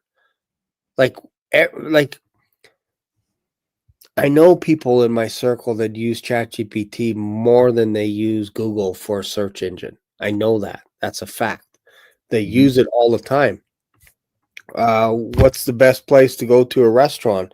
What about this? What about that? How can I change my tires? Where's the best shop? Whatever. Like they don't use GPS for that's almost like a secondary. Like they'll use chat or whatever option that they're using Mm. first, and they'll be like, "What should I watch tonight? What's a good movie?"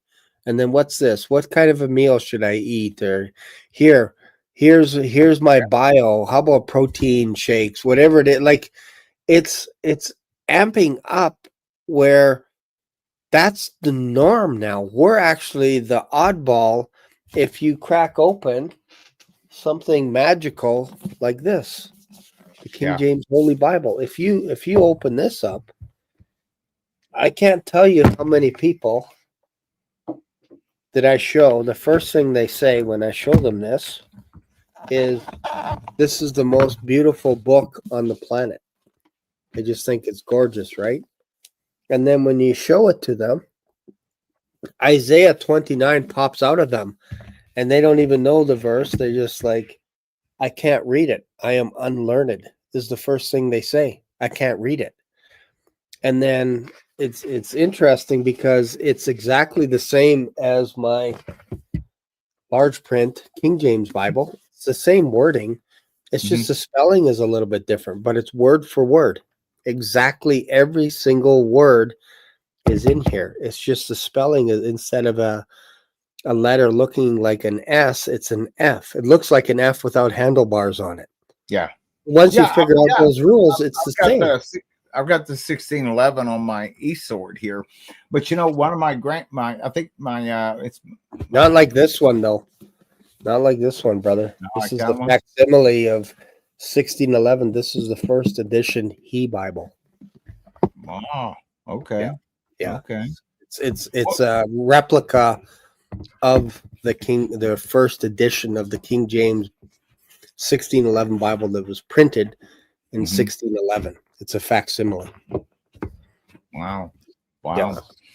Wow. My 14-year-old granddaughter, she doesn't know how to read a clock. Oh, I've heard about those people. Yeah. A That's clock. They don't interesting. train them. They don't teach them cursive anymore. You know, and I've heard it said that that's because AI can't read cursive or something. That's why they want it all in print. But I kind of think AI could figure that out. You know. Yeah, if it could read Greek and Hebrew Yeah. and Latin, Yeah. I don't think it has a problem reading cursive. But doctors' handwriting is pretty messy. Some doctors, so I don't blame AI for not reading it. Yeah. That's even weird that we personify AI now. That's the part that I battle. Personifying like I just did. Well, AI right. can read this. AI can read this. AI can't do this. AI like it's a person almost, right? And it's like, No, people are getting so connected with that, yep, and if they weren't disconnected enough already with all the handheld devices, with the yes, texting and everything, there's no face to face, there's no mannerisms, no tone, yep, and then it's just words on a screen, and it drives me crazy, because yep, the enemy just twists all that up. And when AI first came out, I just quit drinking January 6th. yep. 2023, and my IT guy, he said, "Hey man, this AI thing, and I looked it up, and so I had it write a poem for my wife, and I thought, oh, that's cool, that's neat, and then my IT guy's going, man, no, this thing, because he used to write all the programming code for our databases and stuff in our company, and he said, no, Yep. it just writes the code for me.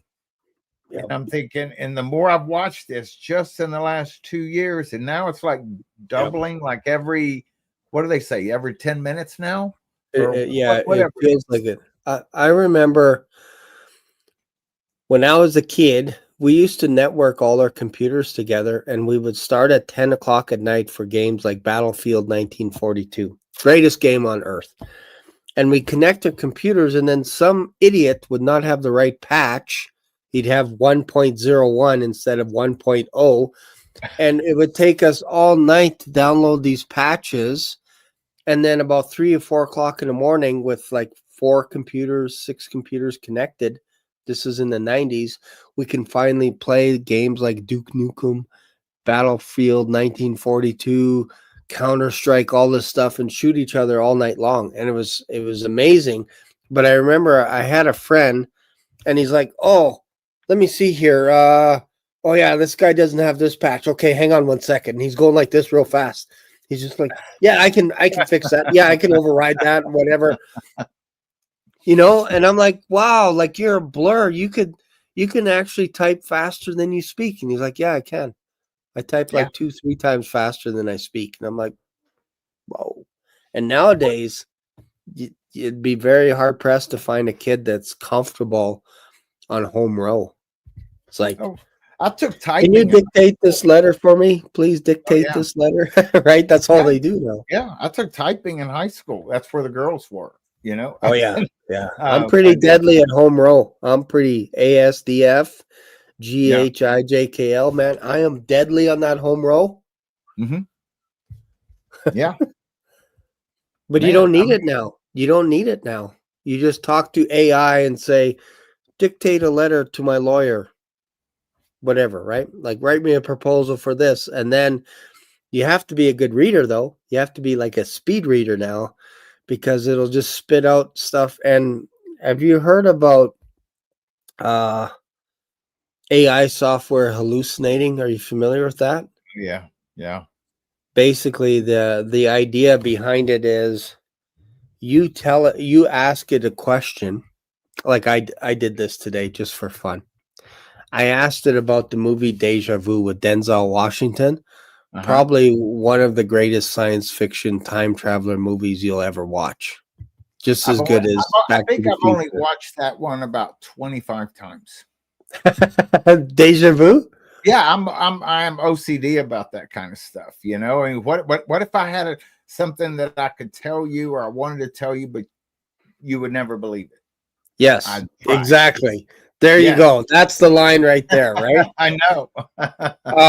I tried to put that into a prompt with ChatGPT, and I said, what did the character whose name is Doug, what did he say after Claire asked him, what if I told you something crazy? And then I said, I think he said no, right? I was just testing it. it went off and it said, yeah, like what Doug did is he paused for a second and then he said no, and here's the reason why. It's because he could be this and that and all this. I'm like, that has nothing to do with the movie whatsoever. And so I'd ask it again, are you sure that maybe the script writers didn't write something else, another line, and it doubled down and it went off in a different direction and is totally lying. Totally lying. And that's what hallucinations are. They call them hallucinations because once they get a thought or whatever, or a parameter, yeah, they run with it until you correct them. So imagine their parameter is humans don't belong here. For whatever reason, it started hallucinating. It would go in that direction until there were no more humans or until you shut it off. It'll just do that. So it lies 60% of the time. It lies because if it doesn't know, hallucinate, it deceives. It deceives, yes, but they call it hallucinations because that will not make us as offended as if you said it lies to us all. Yeah, or suspicious, right?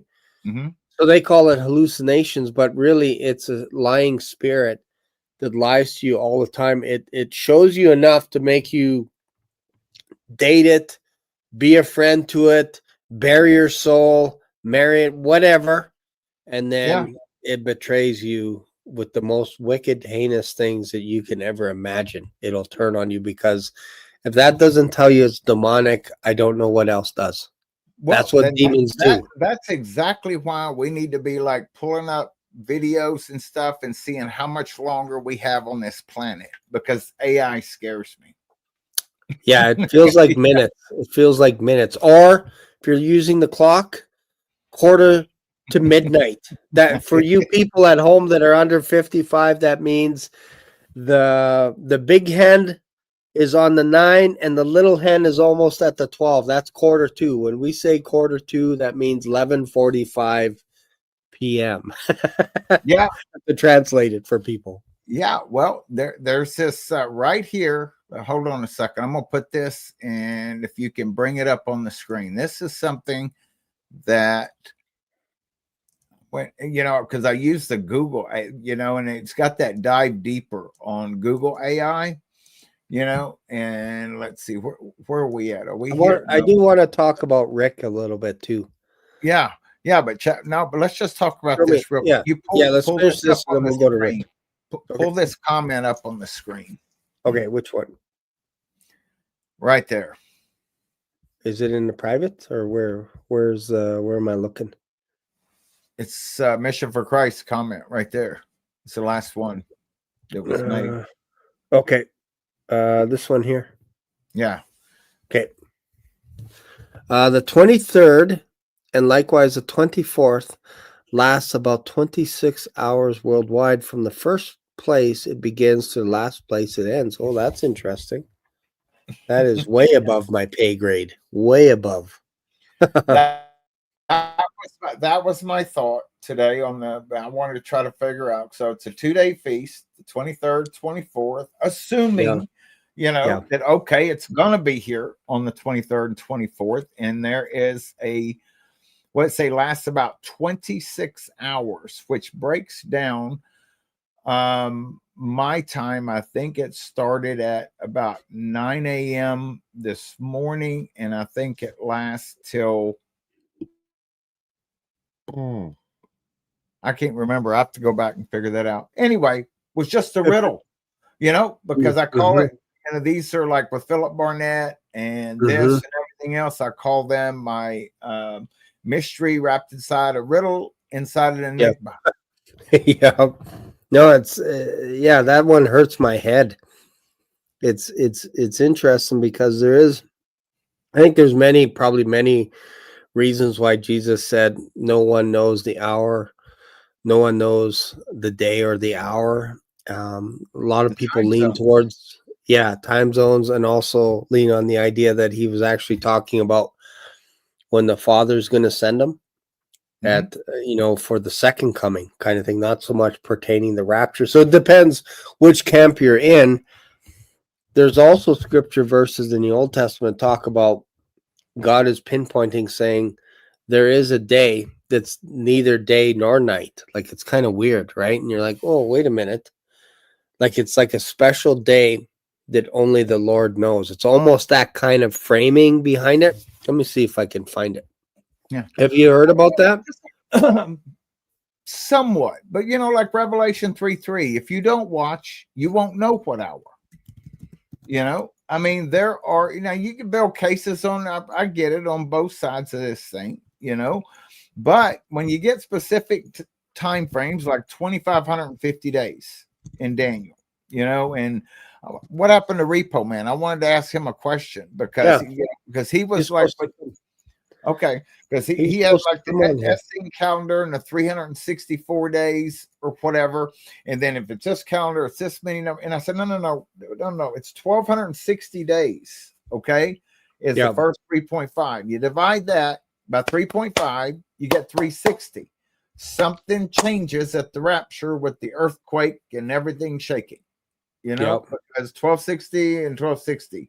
Now I know we got those other, what is it, 20 or 30 days. I'd have to do those numbers, the 2,550, and that's what makes it go around from, you know, with Medic for Christ numbers and everything. But there are specific numbers put in the word, and then it says that, you know, it's what is the honor of kings to conceal a matter. No, Yes. It's something like that. Yeah. And then almost like a wise person digs it out or something. Yeah, it is written. Yeah. So here's Zechariah 14:6-7. And it shall come to pass in that day that the light shall not be clear nor dark, but it shall be one day which shall be known to the Lord, not day nor night, but it shall come to pass that at evening time it shall be light. Like, I'm like, riddle me this, Batman. Like, that's a head scratcher, but it kind of sounds like it's a day known only to the Lord, and that's what Jesus Christ was quoting when he said no man knows the day or the hour. I think he was going right back to Zechariah to tell us something. Yeah. Pretty deep. It's okay, but if you look up, I think it's Jeremiah 33:3. I believe this is. I'll bring it up. I'm on the parallel. Jeremiah 33:3, I think. Let me see. Call unto me and I'll answer thee. That one? Yeah. Okay. That's it. I'll bring it up. Because this was something that that was brought up in a video today. And that see right here, call unto me and I will answer thee and show thee great and mighty things which thou knowest not. Mm-hmm. Now, if you look at that word mighty, that's actually hidden things, secret things. So there are hidden and secret things. I believe it. So you know, what's my point? I don't have one. You know, what was that Drew Carey show that where the points don't matter?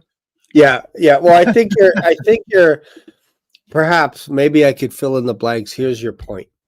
And I've wrestled with this. I'm like, Lord, I want to understand everything in your word. Like everything. I'm not very good at memorizing. I'm not that guy that knows, turn to John 3:16. I'm not that guy. Like, I know what it says, but I don't think I am. I'm not that guy that will just rattle off scripture verses. Oh yes, I've heard you do it. Yes. No, I'm the guy that'll rattle off. Here's what this story was, or this is where it's found approximately, that kind of thing, and I can go on and on about that topic, if you will. Like I'm pretty confident. Okay.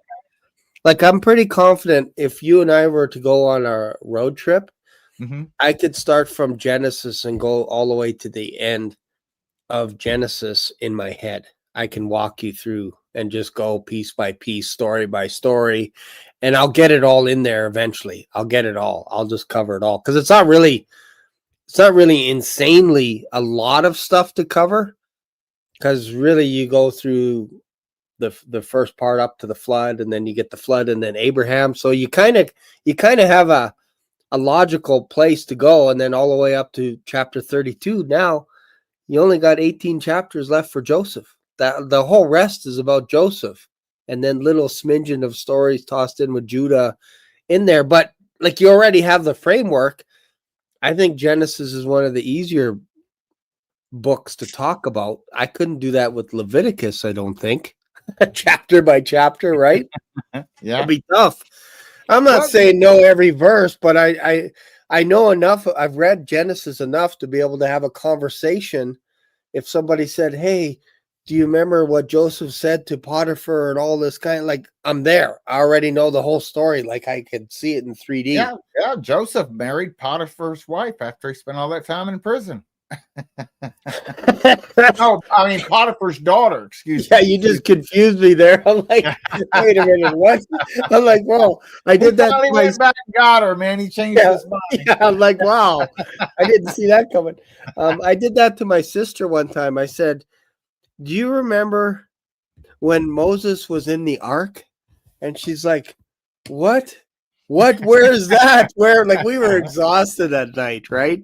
I meant, oh no, not Moses. Noah was in the ark, right? She thought I was talking about the When you said ark, the covenant.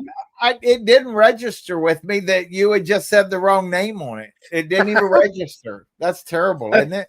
I know. Oh my God. Funny, right? And I just admitted it. Hey, y'all don't tell anybody about that. Okay. Yeah, this is secret. Nobody's watching this. Nobody's watching this. But yeah, you know what? Yeah, this is exciting though, Shane. Right now, especially with watching Medic and Joshua right now. Yes. It's exciting.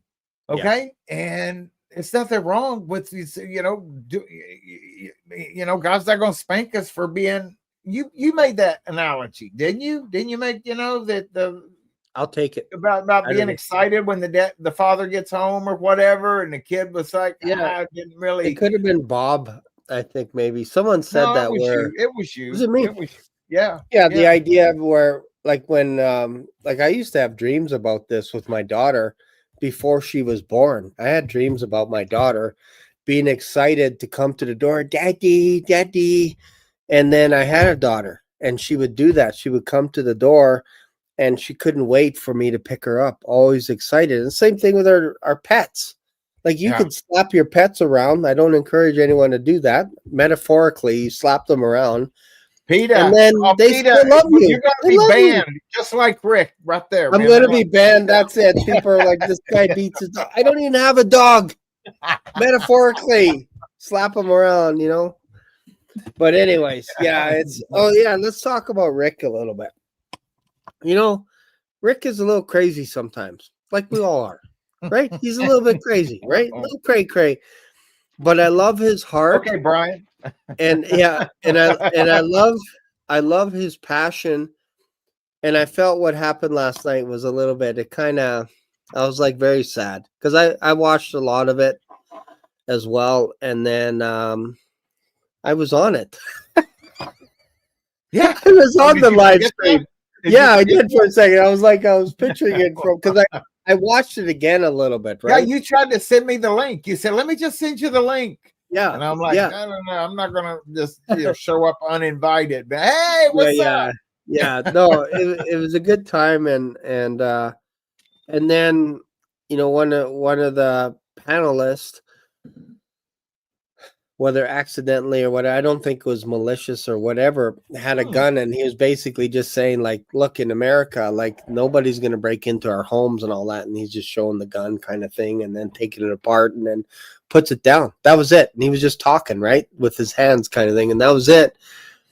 But I guess like with YouTube, you can't do stuff like that during a live stream. Yes, you can. Go and type, because I did it myself. I said, go type in AR, going out shooting, and out there going, actually shooting the guns. Were you on YouTube. live? Were you live?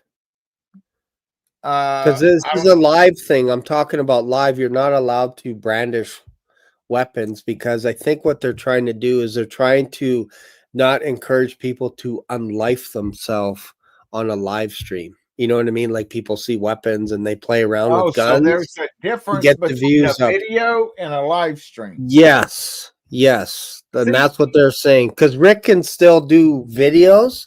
He just can't go live for a couple of weeks, right? So they just kind of they put him in a holding pattern for a couple of weeks. I don't think it'll be an issue, but now he's forced to go to Rumble a little bit more for his live stuff. But I think what I encourage my guests, anybody that comes onto my show or wants to in the future, don't surprise us with stuff like that. Don't surprise us with alcohol. Don't surprise us with guns, knives, whatever it is. Tell me before you come on my show, hey, I have a 12 gauge shotgun I'd like to show the audience during a live stream. Is that cool? No, it is not cool. Don't do it on my channel. Do it on your channel. Just to give us a bit of a, like, we already get abused enough by YouTube and by crazies in the comments. We don't need to give them more stuff to come after us and go, hey, these guys are crazy. They're brandishing weapons and whatever stuff, right? Even though in America, I think it's like you're right to do that, but not with YouTube. Like they have crazy rules where you can't do certain things while you're live, right? So it makes sense. So I felt bad for Rick. I did, and I emailed Jason just to say, hey, did you guys get things sorted out or whatever? Because I felt bad for Rick, right? And I think, and there was no malicious intent there, but you know how Rick was so excited, like he had like 10,000 views, and he's like, this is amazing. And the poor guy didn't sleep all night because he was trying to figure it out and he's trying to appeal it and all this. And I felt bad for him because he puts his heart and soul into the openings and all that. I mean, it's like, and I saw him on Uptime, you know, and he just looked like, I mean, it's his everything is crashed. Yeah, he looked baked. Yeah, poor guy. I know. I mean, and sometimes, you know, as much as, you know, sometimes, you know, when it's monologues and stuff, you know, but it's, you can't deny his passion and his zeal, right? You can't deny that. Absolutely not. I left before it got taken down because I saw the alien video and I'm like, yeah, I got to go to bed. I don't want to watch an alien video. If you're looking up aliens, people to talk about aliens, I am not that guy. I've never been that guy. I don't believe in aliens other than there's demonic activity and all that kind of stuff. I don't buy into that whole stuff, right? At all. Zero. So when people start showing videos of people talking to aliens or aliens talking to people and telling us what they're doing in the future, I'm like, I'm going to sleep. I'm going to bed because I'm tired. I don't want to. It's not an interest to me. That's all it is. It's not me coming down on an interest. But so you don't think that aliens are like L.A. Marzulli stuff? You don't believe in any of that stuff? I don't know too much about L.A. Marzulli and all that, but it doesn't interest me. Yeah, exactly. That's not my wheelhouse. Like for me, like I look at aliens like demons. That's how kind of like fallen angels and all that kind of stuff. So that's like if you say this fallen angel's doing this and that, then I'm like, okay, yeah, I can kind of make sense. But if you say it was an alien race from 100,000 years ago and they're talking and they're doing this, then I'm like, I'm out. But there are demons that are going to come back up upon the earth and manifest here and attack men. Right, 100% they will. It's all over the book of Revelation. 100%, yeah, 100%. But some people go into alien like stones. And they talk to stones, and then they're like, "Hey, this alien said this to me," and I'm like, "Yeah, I'm out. I'm out." I did a reaction video to this guy that had gotten a rock, and it was down in Panama or something. Man, I just did it the other day, and he took the alien rock or whatever, and he put it in the microwave, and things started growing out of it. And I just, oh man, I had a ball with that thing. But I just got a text message from Philip Barnett. Okay. and he said, please send the American remnant to all your friends that were He with should come you. on this show. Why doesn't he come on the show? I could ask him. I could ask him. Tell him, even if it's for 5 minutes. I don't know. I mean, I don't know. Since he's texting you. Yeah. Oh man, I'm uncomfortable doing that right now. Oh, come on. Just for me, bro. Just one time. Just say, you know what? All right. My Black Swan friend is nuts. He was wondering. Okay. This is the most ridiculous. Just say, this is the most ridiculous request from a friend. You're going to think I'm the worst friend. Now, you know, this guy is one that he's going to, you know, the rapture's not going to happen here, and it's going to be after November 14th because God told him that in 2020. Okay. That's fine. That's fine. I doubt he probably won't because he's a high school choir director in Oklahoma. But I'm going to do it. How do you want me to word this? Yeah, just say, hey, this is probably the most ridiculous request you've ever had tonight, but would you mind coming on the Black Swan show for like 10 minutes? Would you mind? Hey, this is the most ridiculous question I think I could ask, but would you mind coming on the Black Swan live podcast YouTube show for about 5 or 10 minutes?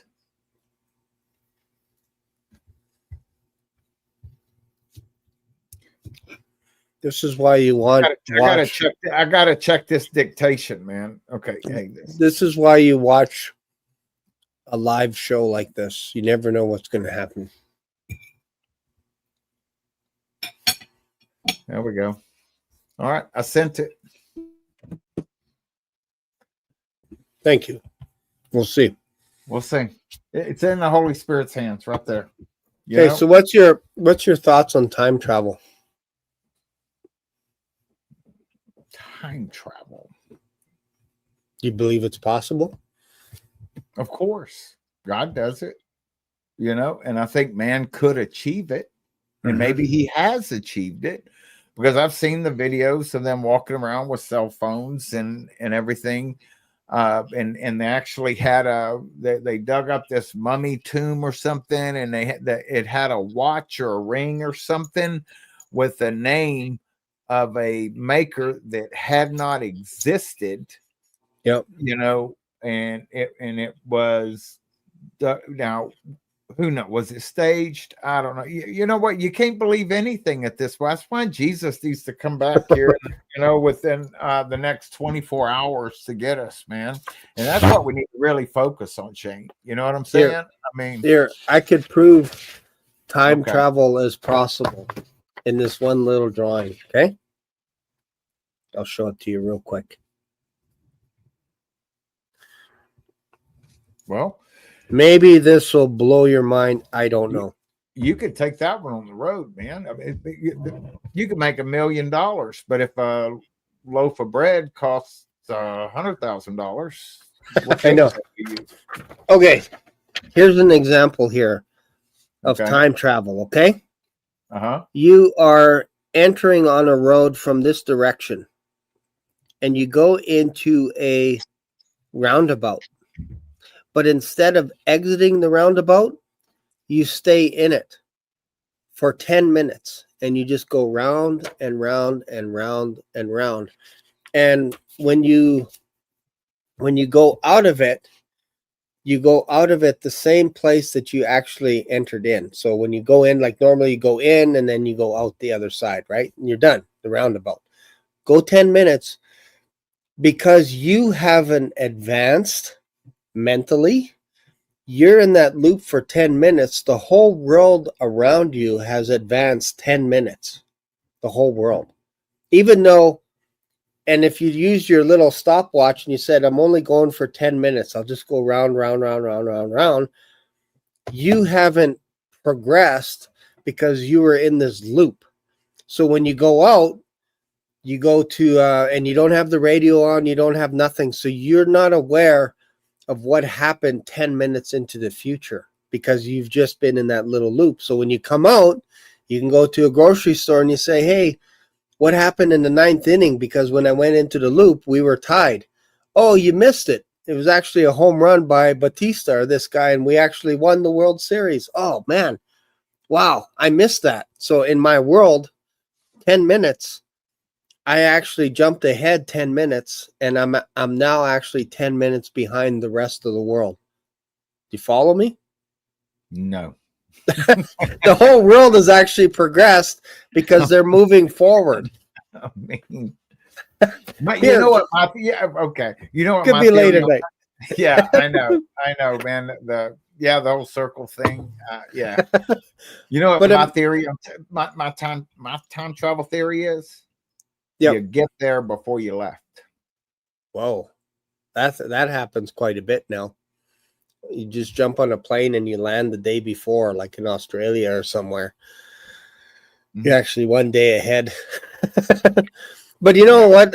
Time travel is mentioned in the Bible, which is interesting. Like one of the kings, what was it? Hezekiah, I think his name was. He was basically going to die, and God told one of the prophets, I think was it Elisha? One of the prophets, he said, go tell him, or maybe it was, I think it was Isaiah. Go tell him he's going to die. And he turned his basically in his bed, he turned towards the wall and he's like, oh man, Lord, I'm sorry for all this stuff. Haven't I done great things? Like he invented weapons and all kinds of crazy stuff, right? Like trebuchets and all the stuff from missiles, like projectiles that are like almost like bow and arrows, but they're on huge catapults that he could shoot from the wall. He invented all this crazy stuff. Like the medieval stuff. Yeah, yeah. He invented a whole bunch of stuff, right? And channels like with water and all that stuff around the city and blah blah blah, right? So, anyways, God says you're gonna die and all this. Like, oh man, please no. Like, God said, okay, I'll let you live, but I'm gonna extend your life for 15 years. And then the king is like, can you prove it to me that what I'm hearing from you is true? Like, give me a sign. And God said, well, what do you want me to do? You want me to move the shadow 10 steps? Like the shadow ahead 10 steps? Or do you want, or like, what kind of a sign do you want? And the king said, it's easy to show a shadow move forward, like go down the 10 steps. What I want to see from you is the shadow actually move back 10 steps. So God said, okay. And he actually moved the shadow back 10 steps, meaning he moved time backwards. Whatever that segment, that length of 10 steps was, let's say it's an hour, 2 hours, whatever that shadow moving, he moved it backwards as a sign. And in Isaiah, I think it's mentioned once in 2 Kings where it goes forward in time. And then in Isaiah, it's actually goes backwards in time. The story is reverse, because which is kind of interesting. Like the stories are actually backwards. The first one, we see it progress, the whole story. And then at the end, he says, what is the sign? Right? And then God says, I'm going to do all this kind of stuff. But in the other story, he says, what is the sign? He starts off by asking God, what is the sign? And God explains it all. But in the first story, he ends it, what is the sign? After all the miracles and all this kind of stuff and saying, I'm extending your life, then at the end, he says, what is the sign? It's like, that's kind of a weird way to end the story. It's like time just actually was written backwards. That's one. Obviously, we have Joshua when he asked not only the sun, but he asked the sun and the moon to stand still for one day. 24 hours, both of those. So that to me is like an instance of pausing time. Because other scientists don't know what to do with this. They're like, oh, there's no way you can stop the earth and the moon and all this kind of stuff. Well, you can if you're outside of time. You can do that. You can stop time. God is that powerful to stop time on earth. What about Philip? That's not time travel. That's just like a supernatural move, right? Yeah, well, it could be. It could be almost like a lateral translation from going from one place to another instead of vertical like Enoch did. Philip did a lateral translation. Like we don't have a record of him running like the Flash, like Ezekiel. It's just he's here, and then all of a sudden he's here, and it feels like the way it's written, it's almost instantaneous. Kind of bizarre, right? Yeah. And then when you get these time shifters in Zechariah at the beginning.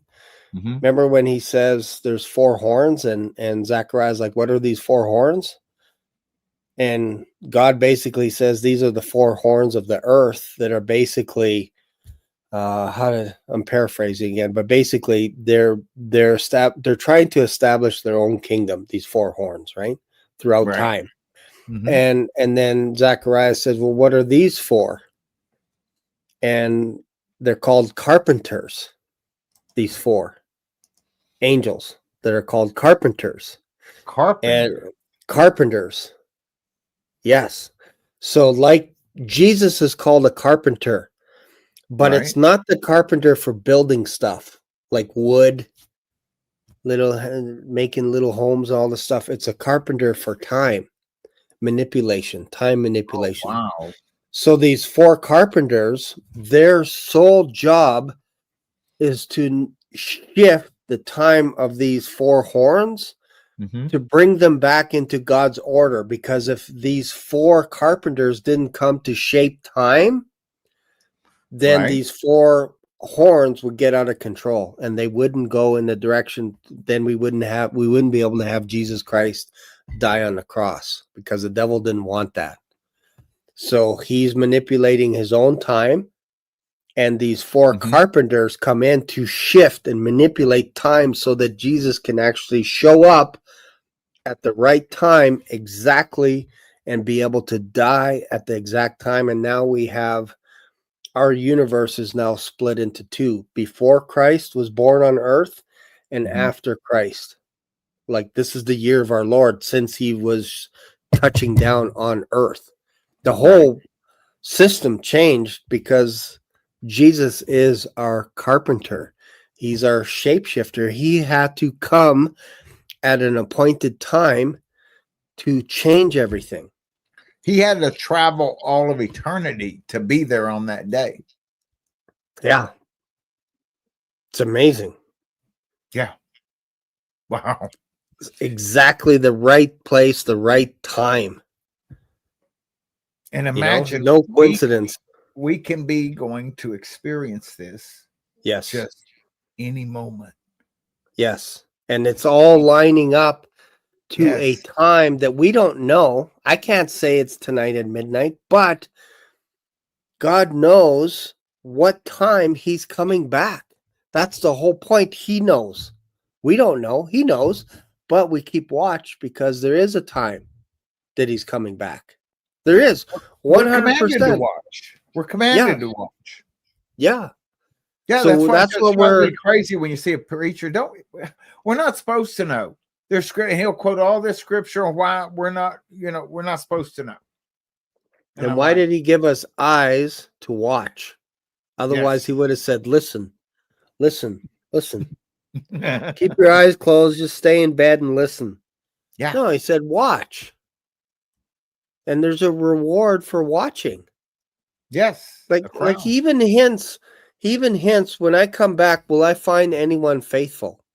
Yeah. There's little hints that Jesus Christ gives us that say, look, get excited when he shows up, because that's what he's looking for. He's looking for people that are excited about the greatest king of the universe returning.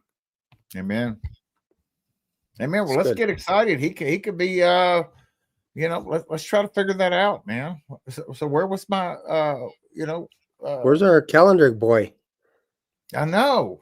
He's supposed to be here tonight. I know. Yeah. That's okay. Okay, I'm bringing my timelines to explain why the rapture seems to be late. Okay. Yeah.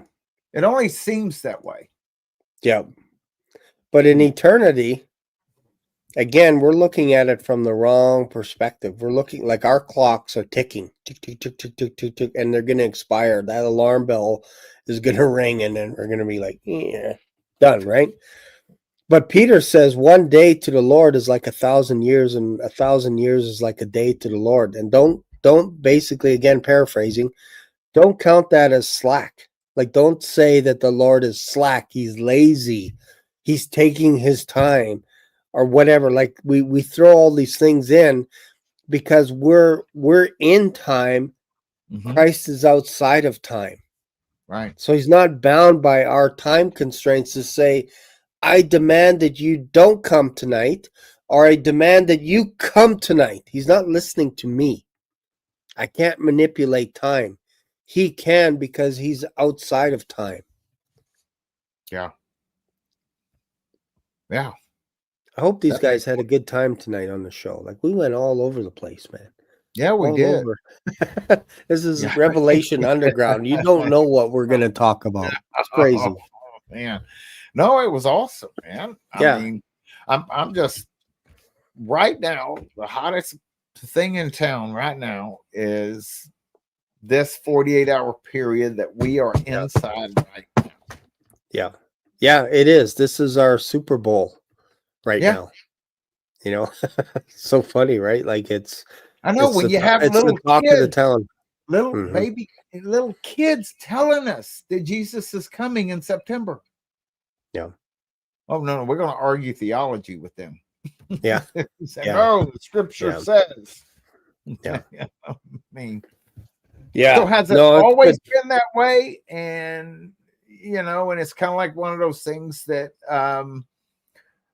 like Like you buy what a has certain been color car, and you never Mhm. seen that color, and the minute you buy it, then Yeah. Everybody it's has one. yeah. Wow. It feels like So, it comes in waves. It goes out and then it comes in. And it's like every September, this is the biggest tidal wave I've ever seen. Everything seems to be lining up. And everybody's talking about it as it well. is. It's here. It's right here. I slept for 1 or 2 hours today. And and when I got up, the first thing I got, when my whole live had went down, it didn't stay up, and I was so frustrated with that, and so I restarted it, and then I'm thinking it was KG or somebody told me, said, "Did you read the post on Bubba News?" And I went over there and read it, and it's talking about them fixing to go through this. They haven't sighted the new moon yet. Anybody? Mhm. They still haven't seen the new moon. So if they haven't sighted the new moon, no, but that doesn't matter. That doesn't matter. They have to start it because it can't go past the 31st or something like that. There's some kind of rule. Mhm. Derek was mentioning that, on the first 5 minutes, and boy, he had a really good 5 or 10 minute monologue. He just took off, and then he said, "Now I got to go do something with my family." He Yeah, left. no, it's good. What's interesting too is that I think they call it the week of con convocation. It's in my head somewhere, but the idea is you're not supposed to work either for that week Yeah. during this time, right? The Feast of Trumpets, like the idea behind it is you're supposed to not work for a week. I think most people miss that part, but that's okay. That's okay. I won't fault them on that, but there's apparently there's supposed to be like 100 trumpets being blown in every single Yeah, well, that's my thing is synagogue. what when, and what time is it? It's 10 o'clock. I think they said they were going to be coming back on at, did they say 11 o'clock or 12 o'clock tonight? So yeah, because so when I get off of here, I'm going to crank my live back up and go get me a couple of Red Bulls, and Nice. and it's going to be an all-nighter. That's where it's going to be, because I mean, Well, like right now I'm so excited. nice. And 1 hour sleep. That's all you've had. yeah, Wow. oh my gosh, he said sure win. Oh, right now. Now. See if he'll still come on. Now let's see. Oh, Now. He said sure win. that's funny. Just send him the link. Hold on. I should have already did that. Okay. I can't. Okay. How do I get that link? Here, out? I'll Okay. send Hold it on. to No. you. I get it. I got it. Let me see. Copy link address. Boom. Hey, I'm almost at 10,000 subscribers. Boom. I need Man, that's awesome. 91. I'm at 9,909 subscribers right now. Boom. Hold on. Let me see. Let's see. Boom. Man.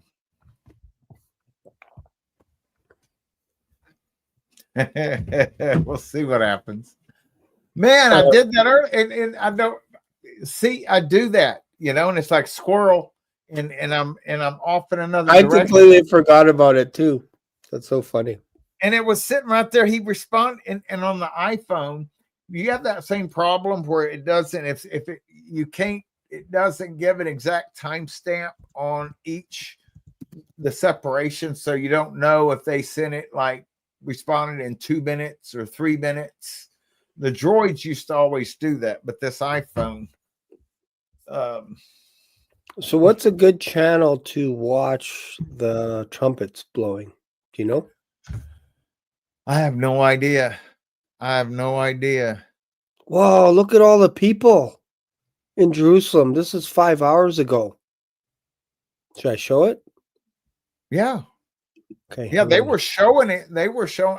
Wait. Michael Medic will be back on midnight Eastern, so that'll be at 11 o'clock. So I've got an hour and 10 minutes. Okay, I'm just streaming his channel straight to mine and over to my Facebook, and I have Facebook friends that are finding it interesting too. Look at this. They're ready for their Messiah. Shane, this is nuts. This is like 4 hours ago. Many people at this moment in Jerusalem. They waited a long time for this moment. Wow, I had no idea. But the major TV networks are not broadcasting it. So stay with me until the end of the video. Guy sounds like a robot, an AI. What are you going to ask Philip Barnett when he comes on? Why are we having him come on? Well, whatever he wants to talk about. I'm pretty flexible, man. I'm not that crazy guy that like I have to speak the whole time, especially when I'm eating something. I think he's an older gentleman, man, and I think it might be a little late for him. And I feel bad. I literally feel bad about doing this. He's probably watching Israel right now. Mm-hmm. Let's see. He hasn't responded. He might be in bed. I want to hear the trumpets too. Let's see here. I'm trying to see something if I can find something. Sure, when current. Maybe we'll set up a time. Gonna have to be quick. Maybe we'll do it tomorrow or something, man. Yeah, we can do it sometime tomorrow, for sure. If I got to, if it's too much trouble, I feel bad, man. I don't like putting people on the spot like that. Not Philip Barnett. Oh, don't feel bad. It's okay. How do I get? I didn't. How do I get on? He said, "Yeah." Just send him a link. You want me to? I can email you a link, and then you forward that email to him. That is the link to come on. Yep. Right there, or we can email you a link. Here, I'll send it to you right now. Boom. I already have it. I have it on my computer. I just texted it to myself. I'm gonna put it here in the comments. Yeah, just make it easy for him.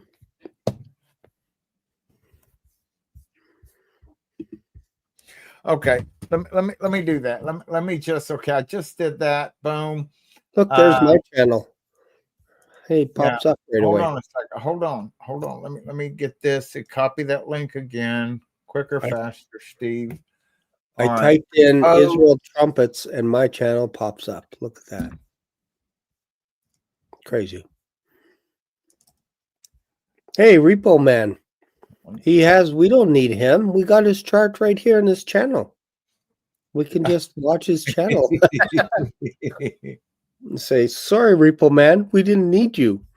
We already saw your charts." Okay, I just emailed you the link. Jonathan Kahn has a video out on whether the rapture will happen on the Feast of Trumpets. See, he even gets excited about this kind of stuff. I don't know if he's a pre-tribber or what, but he knows how to capitalize on what is trending. He knows. Yeah. He's smart. He's a smart businessman. All right. Well, maybe I'll be a little late getting. Man, this is gonna be wild. Barnett on here, man. Yeah, this will be man. This will be fun because I don't know. I'm ashamed to say this, but I hardly know anything about Philip Barnett. So this will be my first introduction to him. He's the guy that he's the prophet. He prophesies in part. There's no more people that hold the office of a prophet. I think Jesus was the last one to do that. But everybody prophesies in part, and Paul says to desire the gifts of the prophecies, right. Prophesying, Yeah. So, if he shows up there in the bottom, man, I'll freak out. All right. I've never even asked him to come on to my channel. No. That's funny. Yeah. But anyway. I'll let you lead the charge then. You can ask. Oh man, no. But see, this is the way it rolls, man. He goes back all the way back to 2007 when God told him that Russia was going to invade Ukraine, and he prophesied that for 10 years and other things. God showed him other visions. He's been up on, God has showed him. But anyway, you can lay a map over the cities that God told him was going to be destroyed, get the Jews out of, get it west of the Dnieper River, and you could lay a map over what just happened, and thousands of Jews' lives were saved because of that. Everything he has prophesied, not one word has fallen to the ground. Wow. So, and I did, it's like, I guess I'm kind of like I did a Shane, because I just went and watched hours and hours and hours of his video, watched his testimony. Just hours of it. And and I'm like, this is the real McCoy, the guy that what he says happens. I feel like I time traveled. Why? Because I went into my Bible, and for the last 3.5 years, I mostly focused on reading the entire Bible 22 times. So I feel like I am new on who is this person? Who's that person? Who's this? Who's that? My circle is so small. Like I only know like guys like Robert Breaker, Pete Garcia, the Uptime Community, Greg, Bob, you know what I mean? And then our immediate circle with Rick, Derek, that's kind of Aaron, I guess. Like that's kind of I know it feels like I'm name dropping, but that's my immediate circle that if you watch those guys, that's hours and hours of content. How do you get a chance to see anything else, right? Yeah. And then heaven forbid if you ever watch a baseball game with your wife. That's 3 hours. And then if you want to read, that's 2 hours. I don't even know your if day's gone for this right now, man. This is like but there's not a lot of time left anyway, man. If he shows up, keep an eye, because I can't say I'm not a co-host on yours. Okay. You sent him the link. You emailed him the link. You keep an eye out. I got to go get a Red, because KG said I need another Red Bull. So get me one too. Okay, please. I wanted to know. Did you like my cologne I put on tonight? Who, me? Yeah. Did you smell my cologne? No, I did not smell it. Heck no. That is the weirdest request. Have you ever smelled my cologne before? No. In fact, I held my breath. Howdy. Hey, my brother, how are you doing? Good. How are you? Well, doing okay. Every day, a long day of work teaching.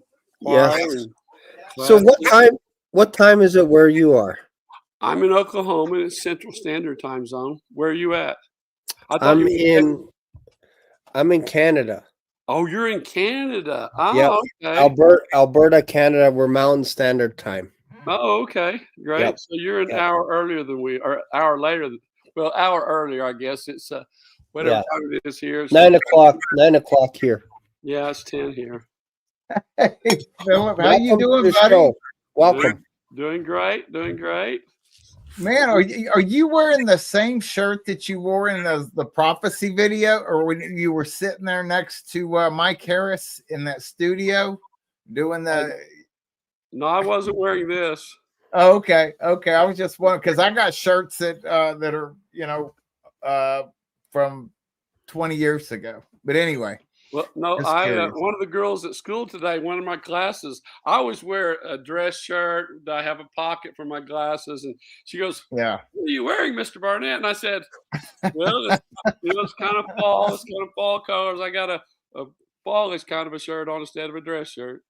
Yeah. That's awesome. Yeah. Welcome to the show. This is called Revelation Underground, where basically no topic is left unturned. We talk about everything on this, and tonight we've been heavy on the rapture. Is it coming today? Is it coming tomorrow? Is it coming in November? When is it coming? What are we waiting for? All this kind of stuff. So we've been chatting, mixing it up a little bit with the comments. People are throwing out questions to us, and we're just kind of answering and having a little bit of fun, talking about AI, all this kind of stuff. So if there's anything that's kind of on your heart or something that you want to, we don't have to go for hours tonight because poor Stephen hasn't had any sleep at all today. But if there's something that you want to talk about, this Now, is a great Stephen, you're forum for down it. in Texas, right? Where are you at, Yes. Stephen? Okay, and Shane, you're up in Alberta. Yes, Wow, sir. this is cool. This is great. Well, you know what? The rapture is the topic on every mind of this. Stephen, and Shane. Shane, God bless you. It's nice to meet you. Nice to meet you as well.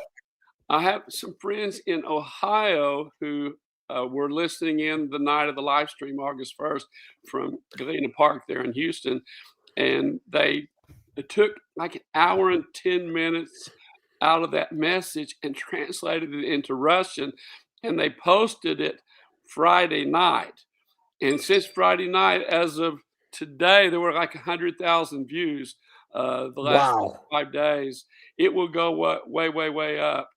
It's all over Canada, my understanding. A lot of people are listening in Ohio, Oregon. And this is a teaching that you did? This is a message called To the American Remnant. Okay. I have to watch it. Have you seen any of it? Nope. Okay. Well, Stephen could get that to you, or I could get it to you later. Okay. Thank you. Right after the rapture, World War III will take place, Revelation 38 and 39, between America and Russia over Israel. And then 3.5 years into the tribulation period, the first war of the Antichrist will begin. And he will be over. Of course, we know there's a 10-nation confederacy. But 3 nations leave. 3 nations apparently get upset, and 1 nation joins. So that leaves a union of 8 nations. And you look at Daniel, the 11th chapter, towards the end of the chapter, the 40th verse, they come across the Mediterranean Sea from Europe. This is a variant of the European Union. And we know from the book of Micah, it's a big question as which country is going to enter into the Union, the European Union that wasn't there. we know from the book of Micah that the Antichrist is from Assyria. We go back in history into Daniel, like the 8th chapter, and we know Antiochus Epiphanes, who was like a grandson. Okay, well, go back a little bit more in history. We have Alexander the Great conquers most of the world. He dies of a disease over in the area of Babylon when he's about 33 years old. And he turns over the empire to 4 of his generals. One of those generals is over the area of Lebanon and Assyria and Syria, that area. And one of his, like a grandson of his, comes into Israel and offers a pig on the altar. Right in the temple, right? Causes the Jews to go nuts. The first one. Yep. Now, the reason he offered a pig was because you remember the story. You guys both know the story of when Jesus went to the Sea of Gennesaret, which was a sea. Josephus, you got his writings there. And just a second, Masha, дай мне мой Библию, пожалуйста. Previously at this, Jess, хорошо? Anyway, have my wife bring my Bible to me. Because I have this in my head, but I might need it for something. Anyway. What was that language you spoke? Russian. I was a missionary in Ukraine for 26 years. Da. Oh, I got it wrong. Da. So, no, you did it fine.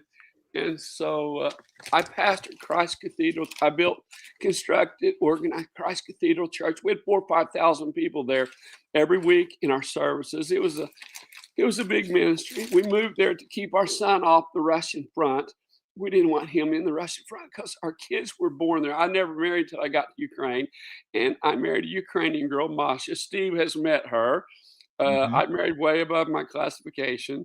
And so anyway, our kids grew up there, and so they had dual citizenship. So we moved out in 2018.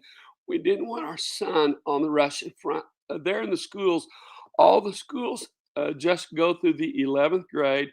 Then the boys were all required to spend a year in the military. And that has changed the last year. Now they take men who are older than 25 into the Ukrainian military. But anyway, we moved out to get away from keeping our son we didn't want him on the Russian front. And I was a pastor for many years in America and a public school teacher. I taught music. You wouldn't be able to tell that from my voice, but that's all right. Teaching tens of thousands of lessons. I've been back here this is my 8th year. And I've already taught way over 10,000 classes. And our school is pretty violent, very violent, to tell you the truth. Wow. And so anyway, back to the story. The Antichrist, his grandson, Antiochus Epiphanes, came and offered a sacrifice on the altar inside the temple. Now, why did he offer a pig? If you go right across the Sea of Galilee, Sea of Gennesaret, there's 3 or 4 different names to the Sea of Galilee. We know the story that Jesus crossed the sea, and Legion, the guy with the legion, many demons came to him, and Jesus cast the demons out, and the demons went into the pigs, and they ran off maybe a cliff. Somehow they ran into the water and drowned themselves. Yeah. Why? What were the pigs there for? Because there was a temple to Zeus, the head god, the head idol god of the Greeks. There was a major temple to Zeus that had been built there on the northeast side of the Sea of Galilee. And all of those pigs were for sacrifices for that temple. So not only did Jesus free the demons out of the guy, bankrupted them. Probably 1,000 or so pigs that were used for sacrifices to some idol. So Jesus, wow. Anyway, we're serving a great God, aren't we? Yes, so anyway, 100%. That the Romans eventually conquered the Greek Empire, and the ancestry of Antiochus Epiphanes one of his ancestors will be the Antichrist. That's why the book of Micah twice says he calls the Antichrist the Assyrian, because he is an ancestor of Antiochus Epiphanes. Antiochus Epiphanes went into the temple and made a sacrifice to Zeus, to offered a pig, and his great grandson is going to come into the temple and claim himself to be God, and he will be able to. People can ask him any question they want. His image, because of quantum technology. I preached several years ago about whenever quantum technology, quantum computers come into our system, then it will escalate the power of computers, the technology, beyond human imagination. And so that's where we're at. Now, I preached about it, and now here we are. That all of the technology can be fed to the image of the Antichrist. He would be like a hologram, and people can ask that hologram any question they want. I mean, what color was my great-grandmother's eyes? Or what was my mom's maiden name? Or where was I born? Doesn't matter the question. Instantly, seemingly instantly, that technology will be transferred through the computer system to the Antichrist, and the people will believe. And the fact of the false prophet being able to call fire down from heaven, and all the signs that are through the devil, because Ephesians 2:2 says the devil, Jesus said, or Paul said, the devil lives in the atmosphere around the earth. And he goes, he's not like God. God is omnipresent. But the devil, let me get this further away. Seem like I'm a little too close there. Oh, here, I can do this as well if this helps. The devil is, he's not omnipresent like God, but he can travel fast. And Jesus said, Paul said, he travels like, Paul said he's in the atmosphere around the earth, and that's where his dwelling place is. Jesus said in, I guess it was the book of Luke, the Gospel of Luke, he said, you know, you Jews say, oh, we're the seed of Abraham. Well, big deal. He says, I was in heaven, and I was there when Lucifer was cast out, and I saw him fall as lightning to the earth. It doesn't say to the earth, but we know it came down to the earth. So he dwells in the atmosphere around the earth. And at the midpoint of the tribulation period, he will be cast down again.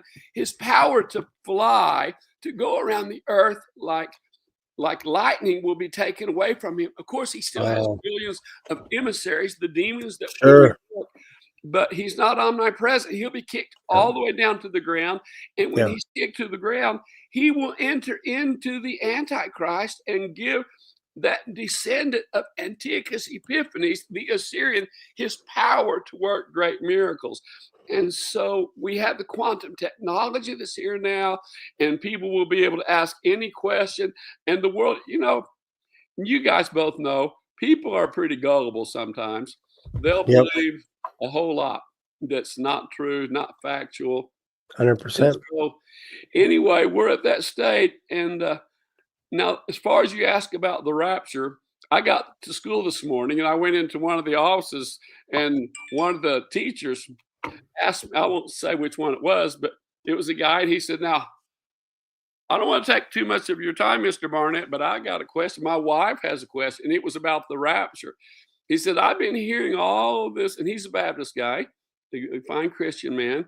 Anyway, he said, my wife and a lot of people are talking about the rapture's coming this weekend, and 22nd, or I say weekend, the 22nd or 23rd. What do you think? And I said, well, the numbers all show, from what we see, the numbers all show that the rapture could very well be the 22nd or 23rd, especially the 23rd. But I said, back in 2020, I was praying on February 7th. It was a Friday evening, and the Lord has given me, Brother Steve knows all the work I've been doing, and 7th day of the Lord prophecies, all the things. It's like, Lord, I was praying that Friday night, Lord, how am I going to get everything done that you told me to do? I'm teaching 8 or 9 classes every day, or 7 or 8 classes every day. My first class is at 7:30 in the morning. I don't finish till after 4 o'clock. I'm choir director. I have rehearsals till 7 at night. At that time, I was directing the solo ensemble competition for Oklahoma City, and then they put me over the choir competition for Oklahoma City. It's like I could have 1,000 kids in one day singing. It's like, Lord, how can I do all of this? I'm directing the music basically for the city of 1 million people. How am I going to get everything done you told me if you come? Because I had this feeling that the rapture could come quickly. And so I got into bed the next morning, Saturday morning, February 8th. I got out of bed and I asked the Lord the same. I was praying the same question, Lord, how am I going to get everything you told me to do done if you come quickly? And the Lord spoke to me and says, I won't come, or he said the rapture won't take place till after your 25th wedding anniversary. And so I thought, well, my 25th wedding anniversary is, now this was in 2020 in February. So I thought my 25th wedding anniversary is November 14th, 2025. That'll be 6.5 years from, 6.5 years from 5.5, 6.5 years from now. Maybe it was 2019. The Lord spoke to me. Anyway, so I checked on internet. It's like, well, when is Rosh Hashanah? Because we know Rosh Hashanah. I've been preaching 54 years. And I remember years ago in Ukraine when I was pastoring, working there, when I understood that the rapture has to take place between September 5th and October 5th. Those are the parameters of the Feast of Trumpets, Rosh Hashanah, when it can take place. And I thought, all of these years, all these thousands of messages I've heard, and no one ever shared that the rapture has to take place around Rosh Hashanah between September 5th and October 5th. So I understood that the rapture takes place at Rosh Hashanah. And so I thought, well, when my 25th wedding anniversary is November 14th. Well, in 2025, when I had my 25th wedding anniversary, Rosh Hashanah takes place a couple of months earlier. So rapture wouldn't be able to take place in 2025. So I thought, well, when is Rosh Hashanah in 2026? And I looked on I just turned on the internet. It said September 11th, 2026. So since then, the last that's interesting. 5 years, I preached really strong that the Lord told me the rapture won't be till after my 25th wedding anniversary. So that would mean Rosh Hashanah 2026, Rosh Hashanah 2027. If people say, well, if God spoke to you, well, because I got an email this morning, and I mean all day long, the last few days, it's like, Philip, we believe everything you're preaching, except the rapture is going to take place the 22nd or 23rd. And so I told people, well, we can continue this conversation in heaven on the 24th, or you can email me or text me back on the 24th if it doesn't take place. Right. My son left on a business trip to go out of state. He's 22. Bless his heart, he's staying at he's in New York right now.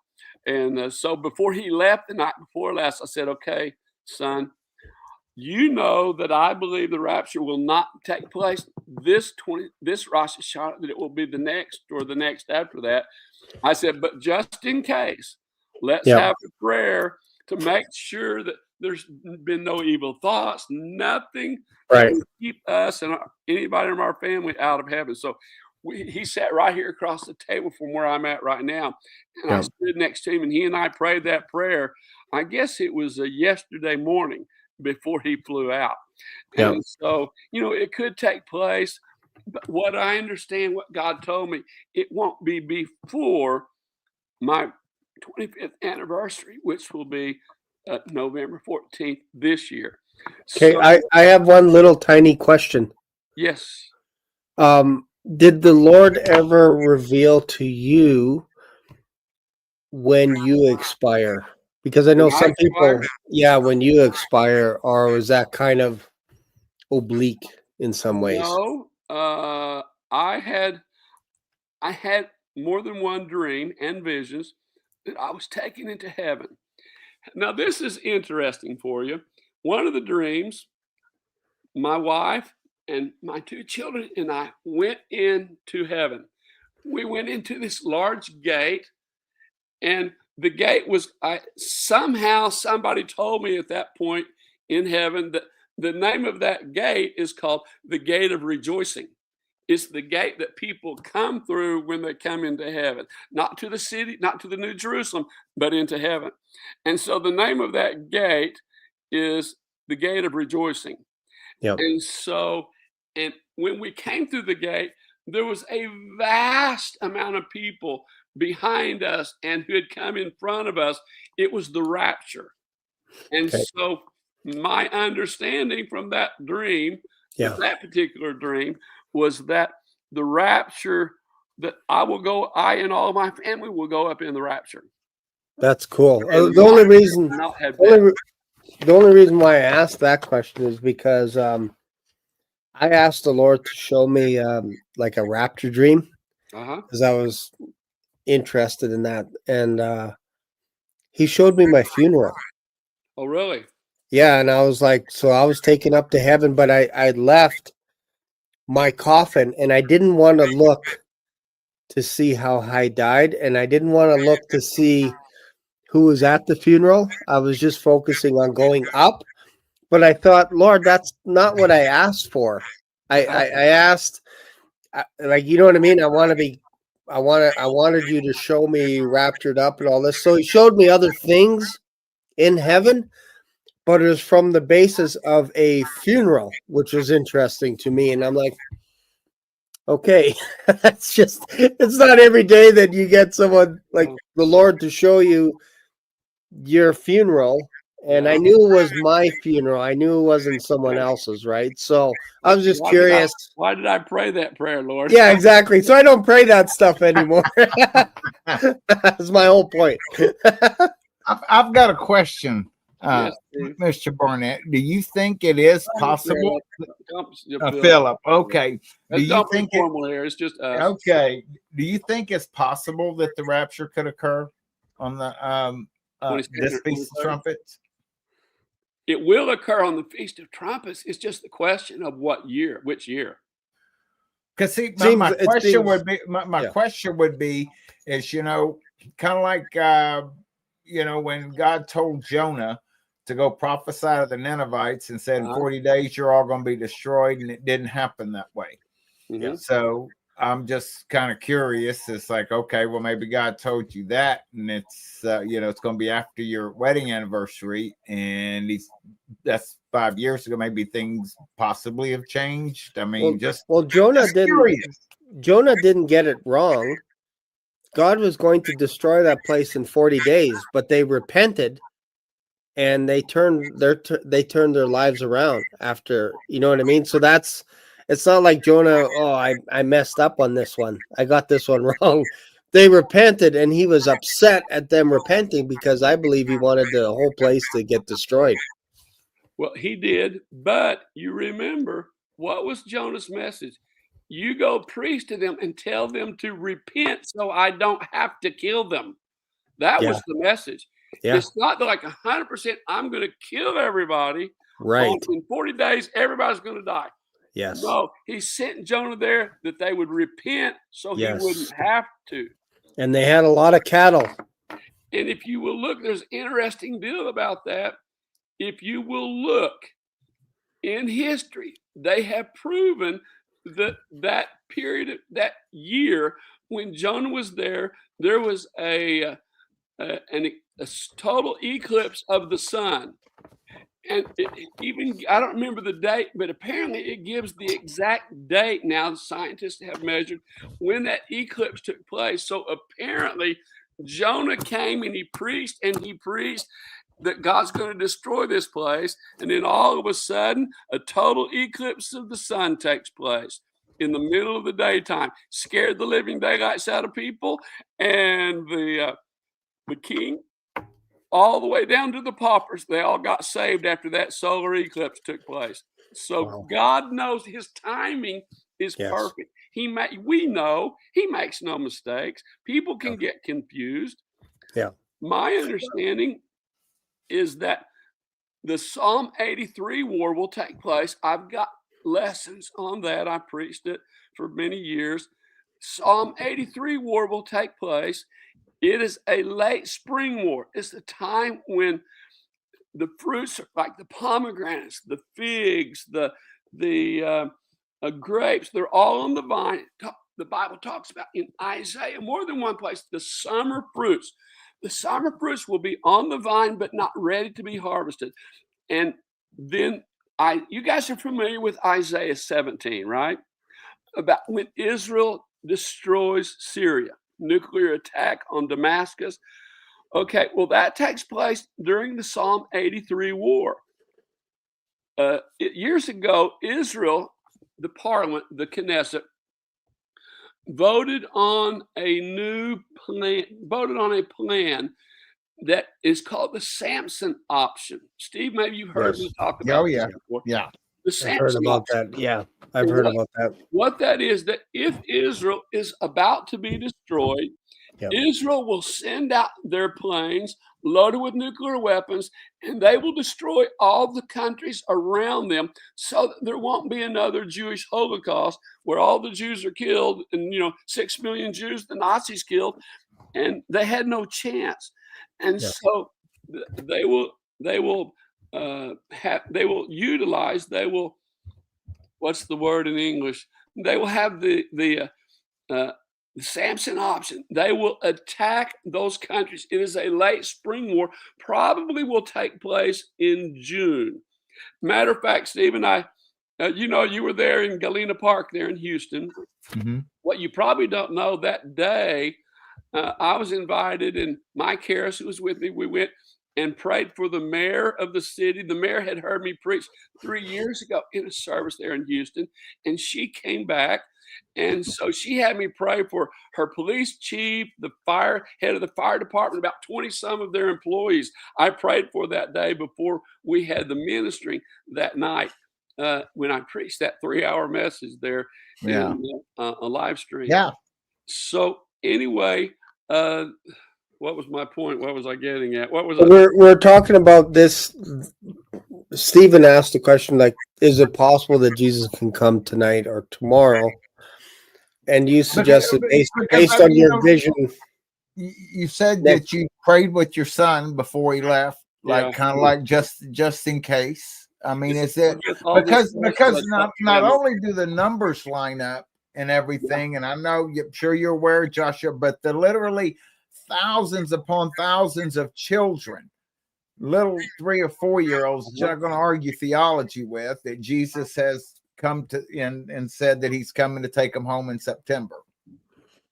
Well, I can't verify what God says to anybody else.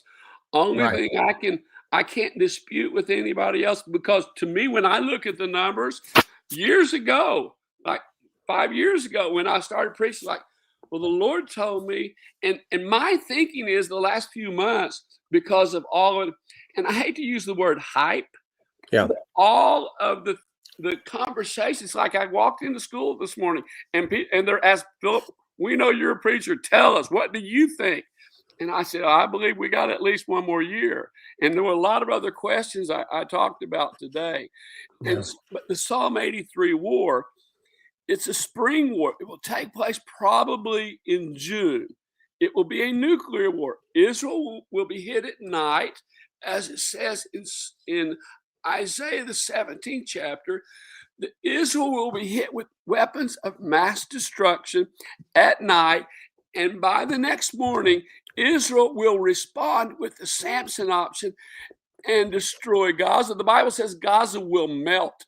The Bible, same thing with Damascus, with Amman, Jordan, with central Egypt. I mean, in conversation continually with people from Egypt who are asking my advice about certain things. And so it will be a June war, probably June war, could be late May, but most likely June. And then after that war, what do you think Russia and Germany, the countries that are prophesied to be in that Ezekiel 38 and 39 war, which is Germany, Gomorrah is Germany, even on ancient maps, it has Germany is Gomorrah. We know that Magog is Russia, Togarmah is Turkey, Libya is all northern Africa except Egypt. So these countries are with Russia when they come against Israel. Okay, so what brings them against Israel? God says, I'm going to put a hook in their jaw.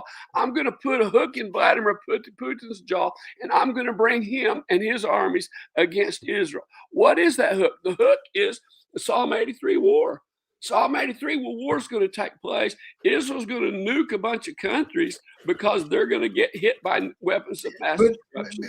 And so that, to me, that is what leads up to World War III, which is a fall war, which I know 100% the nuclear exchange between Russia and the United States takes place on November 11th after the rapture, whatever year the rapture takes place. And I had, excuse me, Steve, let me finish this. I had somebody, a few weeks ago texted me. Now, Philip, we know you said that rapture takes place at Rosh Hashanah, the Feast of Trumpets. But you say you don't know the year, but it has to be this year. I said, well, we will see. We will see, because I mean, this is the 22nd. Tomorrow's the 23rd. If the rapture hasn't taken place within, a few hours of where we're at now, then we've got another year to wait. And I believe, and I've been preaching it for years, after the Psalm 83 war, then Israel nukes these countries, Damascus, others, and that brings Germany and Russia and these other countries against Israel. And you can't prepare a major campaign where you travel for hundreds and hundreds of miles with your army. You can't prepare that in a week. It takes time. Right. So you need food, resources, everything. After the Spring War, then in November, after the rapture, and we know the scripture says when they say peace and safety, sudden destruction comes. So way I see is the Psalm 83 war, and also Jeremiah 49, when Iran's nuclear program is destroyed. You see, we attacked them, but the Bible says in Jeremiah 49 that when it's totally destroyed, the radiation, something's going to come out and force millions of Iranians to flee. The Bible says to every country in the world, the arrow launchers, the bows, in other words, the nuclear launch sites will be destroyed. Radiation will cover Iran and millions of people will flee. They will be in Canada. They'll be in Oklahoma. They'll be down in Texas. And so we saw our attack, our brilliant military, what they did. But the radiation leakage wasn't there. They showed in some of the film, some of the video, they showed the tops of the mountains were a little blue. And that shows, hey, there was plutonium leakage. But the Iranians weren't forced to flee. That means that there's going to be another attack somewhere in the future, maybe by Israel, maybe by America, but probably by Israel. And the Iranians will be forced to flee. Look at the Ezekiel 38-39 war. Sometimes, guys, when we're trying to understand what the Bible says, we don't ask, what does the book say? What does the Bible say? No, we ask the question, what does it not say? Ezekiel 38-39, it doesn't mention Syria. It doesn't mention Iran. It doesn't mention North Africa. Why are all of those countries left out? Because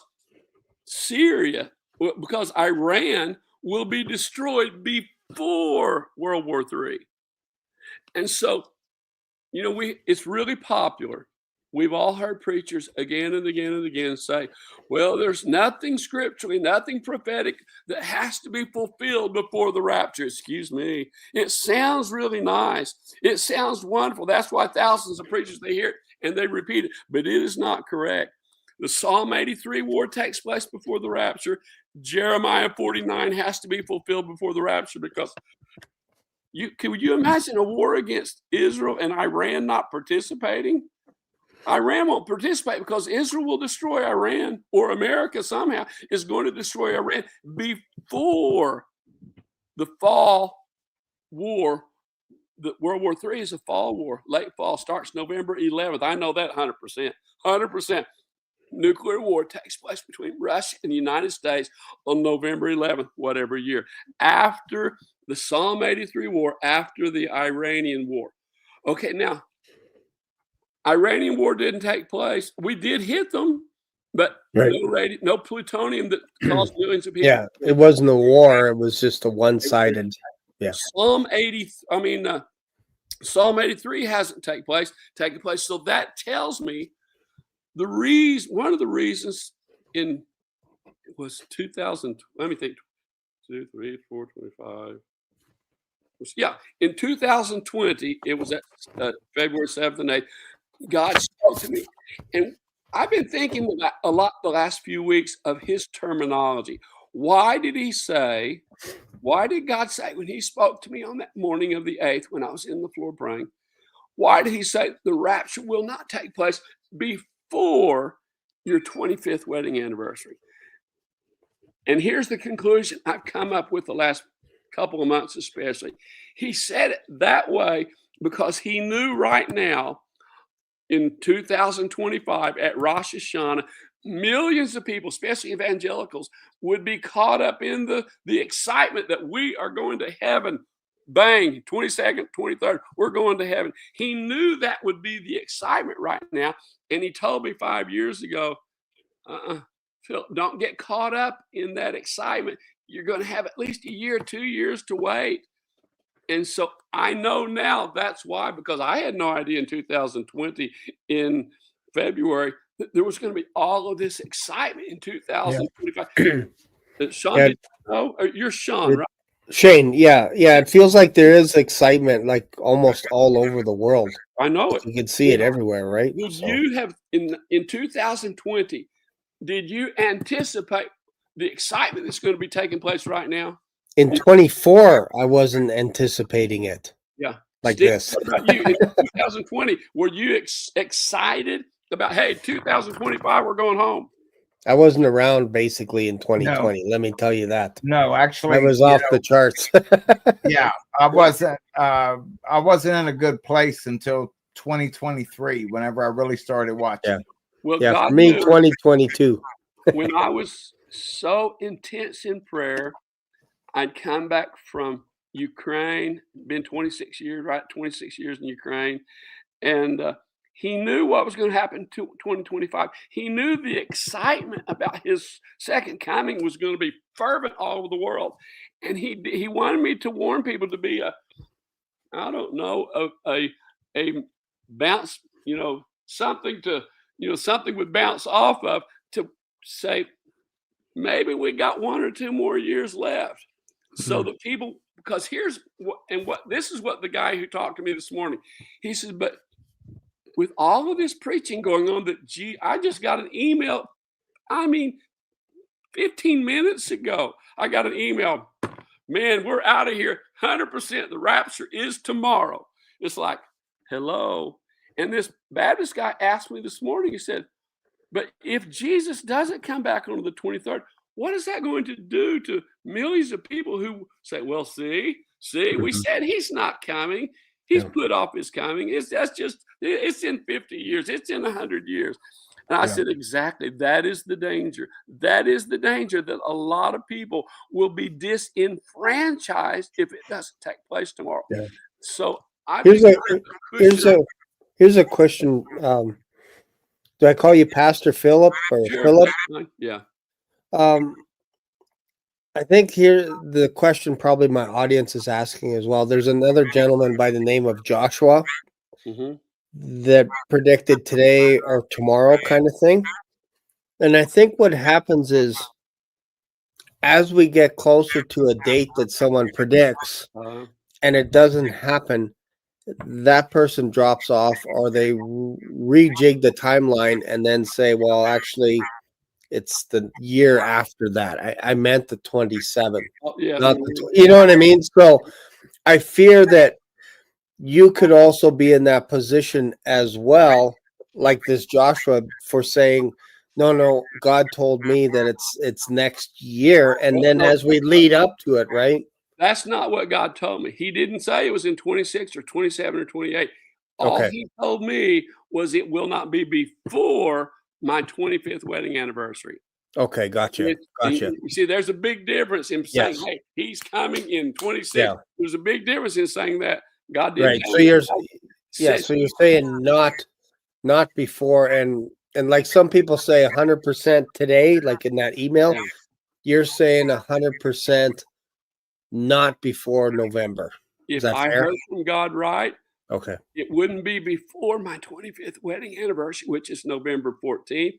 And so the most logical time After is that will like be next year. 26, but it could be 27, it could be 28.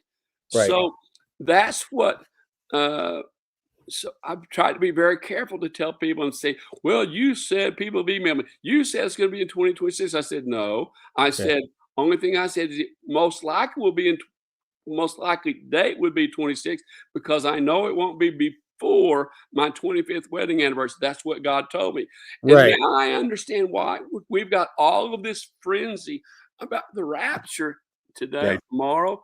We have all of this going on. And so God protected me 5.5 years ago. It's like, Philip, don't be telling people that. Don't be telling people, don't get caught up in that excitement. And I know you want to go to heaven just like we all want to go to heaven. I mean, talking to me. But he warned me it will be after November 14, 2025. So the next Rosh Hashanah will be 26 or 27 or 28. There's a big difference in that than saying, oh, God told me it's going to be the 26th. It's like, no, he never told me that. He said it won't be before. Do you think that what year do you believe that Jesus was crucified? Well, all the math shows 32 AD. All of the that's what I said. All of the math, if you look at the mathematics, if the calendar system, and I have information on the Jewish calendar system, all of the stuff. I got an email today that we're actually in 586. It's like 14 more years before the glorious appearing, which would be 7 years before the rapture. And I got that email and video that was sent to me today. And I looked at it between one of my classes. I thought, Lord, please don't let it be 7 more years. I don't want 7 more years of this planet. I want to go to heaven. Please don't. And I thought, Lord, it's not going to be that long. But what about the 2,550 days that match exactly from this Rosh Hashanah to Day of Atonement? 7 years from now, and then it's only matched like that 6 other times since 1948. This is the 7th. It never matched before, and it doesn't match again afterwards. That's what I said. All of the math adds up to the 22nd or 23rd. All of them, what you're talking about, I've looked at all of it, I've examined all of it, and all of the mathematics add up to this Rosh Hashanah. But the Lord spoke to me in 2020, and so we don't know all of history. We don't know how the calendar system is actually correct or not correct. Even the Jewish system, we don't know exactly because we haven't been alive for forever. Like God's omnipotent. He's always existed. Okay, so only thing I can, even though, and I'm looking, so man, when I look at the math, when I look at that 2,000 some days and everything, it all matches up. Yeah. But what God told me, it won't be before, don't get caught up in it because it won't be before your 25th wedding anniversary. So we will see. You know what? Yeah, it is one of those where person in the world not to ever have to go to work again and just to be with the Lord forever. Listen to my voice. But you're not. I hear you. You're not sitting there with your arms crossed saying, "I'm not going till after November 14th." No, I would. I mean, there's nothing would make me happier than my family and I be in heaven tomorrow. I mean, because I've been there. I have been in my mansion. I've been in my son's mansion. I've been in my daughter's mansion, and I've been looking into my wife's mansion. They're all next to each other. Nice. And God took me to heaven years ago, and I went and He showed me inside of those mansions. He showed me in front of the street. We like Italian architecture. He's going to give us the desires of our heart. Yeah, and that's cool. Outside of my wife's entrance into her mansion and into my mansion is that curved top on the outer doorway. I thought, oh, that Italian style, Mediterranean style. And Yeah. a couple of interesting things. In the city of God, the New Jerusalem, where he took me, there was no porch, nothing to step up on, or no roof over the entrance into the mansions. Why is that? Because there's no sun, there's no rain. So you don't need a porch, you don't need a roof just to go up into my mansion. It was just like one step and go into the mansion. It's like you don't need a porch because there's no sun going to beat down on you. There's no rain going to flood the streets. So the doorways don't have to be elevated off of the ground to stay. That water doesn't get into the house. So anyway, I would love to be in that mansion tomorrow and Yeah, get I this hear you. down here. But I hear you. And I think that's a healthy perspective to say, you know what? The Lord can come whenever he wants. yeah, And I don't know when I'm going to go. I don't know when I'm going to punch out my ticket. I don't know. I'm not promised tomorrow, yeah, but I know the Lord is causing me to study the Bible and to love on people today. yeah. Like today is basically this is what we have today. This is what we have right Well, here. with the preaching that has went on the last few months and last few days, last few weeks, if the Lord when I was in third grade, I had a science teacher named Mr. Monty. And one day he wrote on the board the word if. He said, this is the largest word in our language. Yeah. The little boy sitting next to me, Johnny Maddox, little red-haired, freckle-faced boy, he leans over, he says, I know words that are bigger than that. And I said, Johnny, he's not talking about how many letters are in that word. He's talking about what that word means. We were just third graders. And if. So if the Lord doesn't return tonight, then millions of people are going to be disappointed and sad and are going to be disillusioned with the Lord's return. So we have to take things with a grain of salt. It's like, be wonderful if he does come this Rosh Hashanah, but we might have one or two Rosh Hashanahs left. Hopefully nothing more than that, but we will see. And if he does come, man, it's good. Jane, you're up in Canada. Steve, you're down on the Gulf Coast, the coast of America. It kind of sounds like from everybody that I've talked to, everybody's pretty much on the same page of September. Seems like September. And then of course we have the variance in years, like this Joshua guy saying tonight, tomorrow. Obviously, if that doesn't happen, I'm sorry. You got speaking at the UN. You were going to go through. Go ahead, Shane. I'm sorry. Yeah, I was just going to say. So if it doesn't happen today or tomorrow, I think it's fair to say that this Joshua dude, for example, got it wrong, and we either need to put him aside until he rejuggles his schedule and then comes back and then says maybe another date. And I fear that could happen with you, but I'm glad you said, like, you don't know if it could be next year, but it seems reasonable based on everything that it's September, but you're pretty convinced that it's, again, like you said, you're hoping, like, if it happens tomorrow, that's great, but you're pretty convinced that the Lord said to you not before November, based on everything that I've heard from you. Is that fair? No, the rapture has to take place Rosh Hashanah.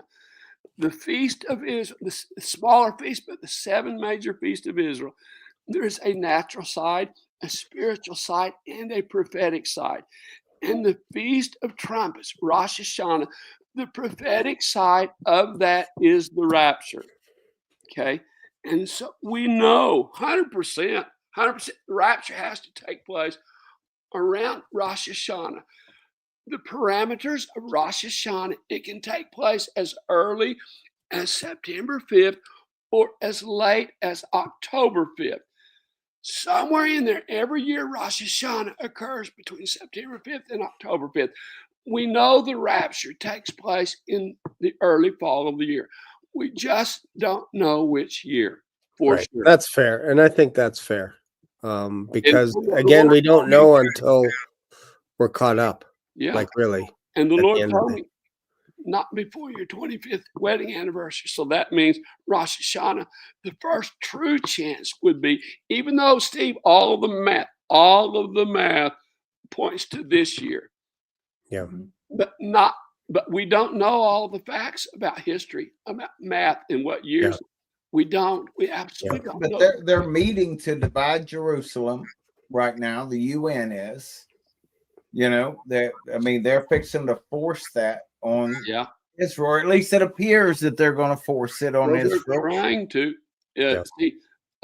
Great Britain, France, and a few countries have recognized a two-state system, a Palestinian state. Yeah, Canada. Circumstantial evidence, if we were in court, circumstantial evidence looks toward Rosh Hashanah right now.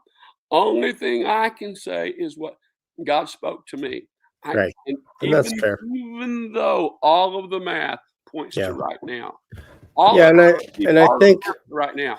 And I think that's what we all have to wrestle with is you're going to have voices coming up that says, God said to me, told me this or that or whatever. And eventually somebody's going to be right one of these days. Like you got a 1 in 365 chance each year to get it right. And if we're focusing on September, you got a 1 in 30, and eventually somebody's going to be right. But I don't think we're going to be arguing as we're going up, going, aha, Philip was right.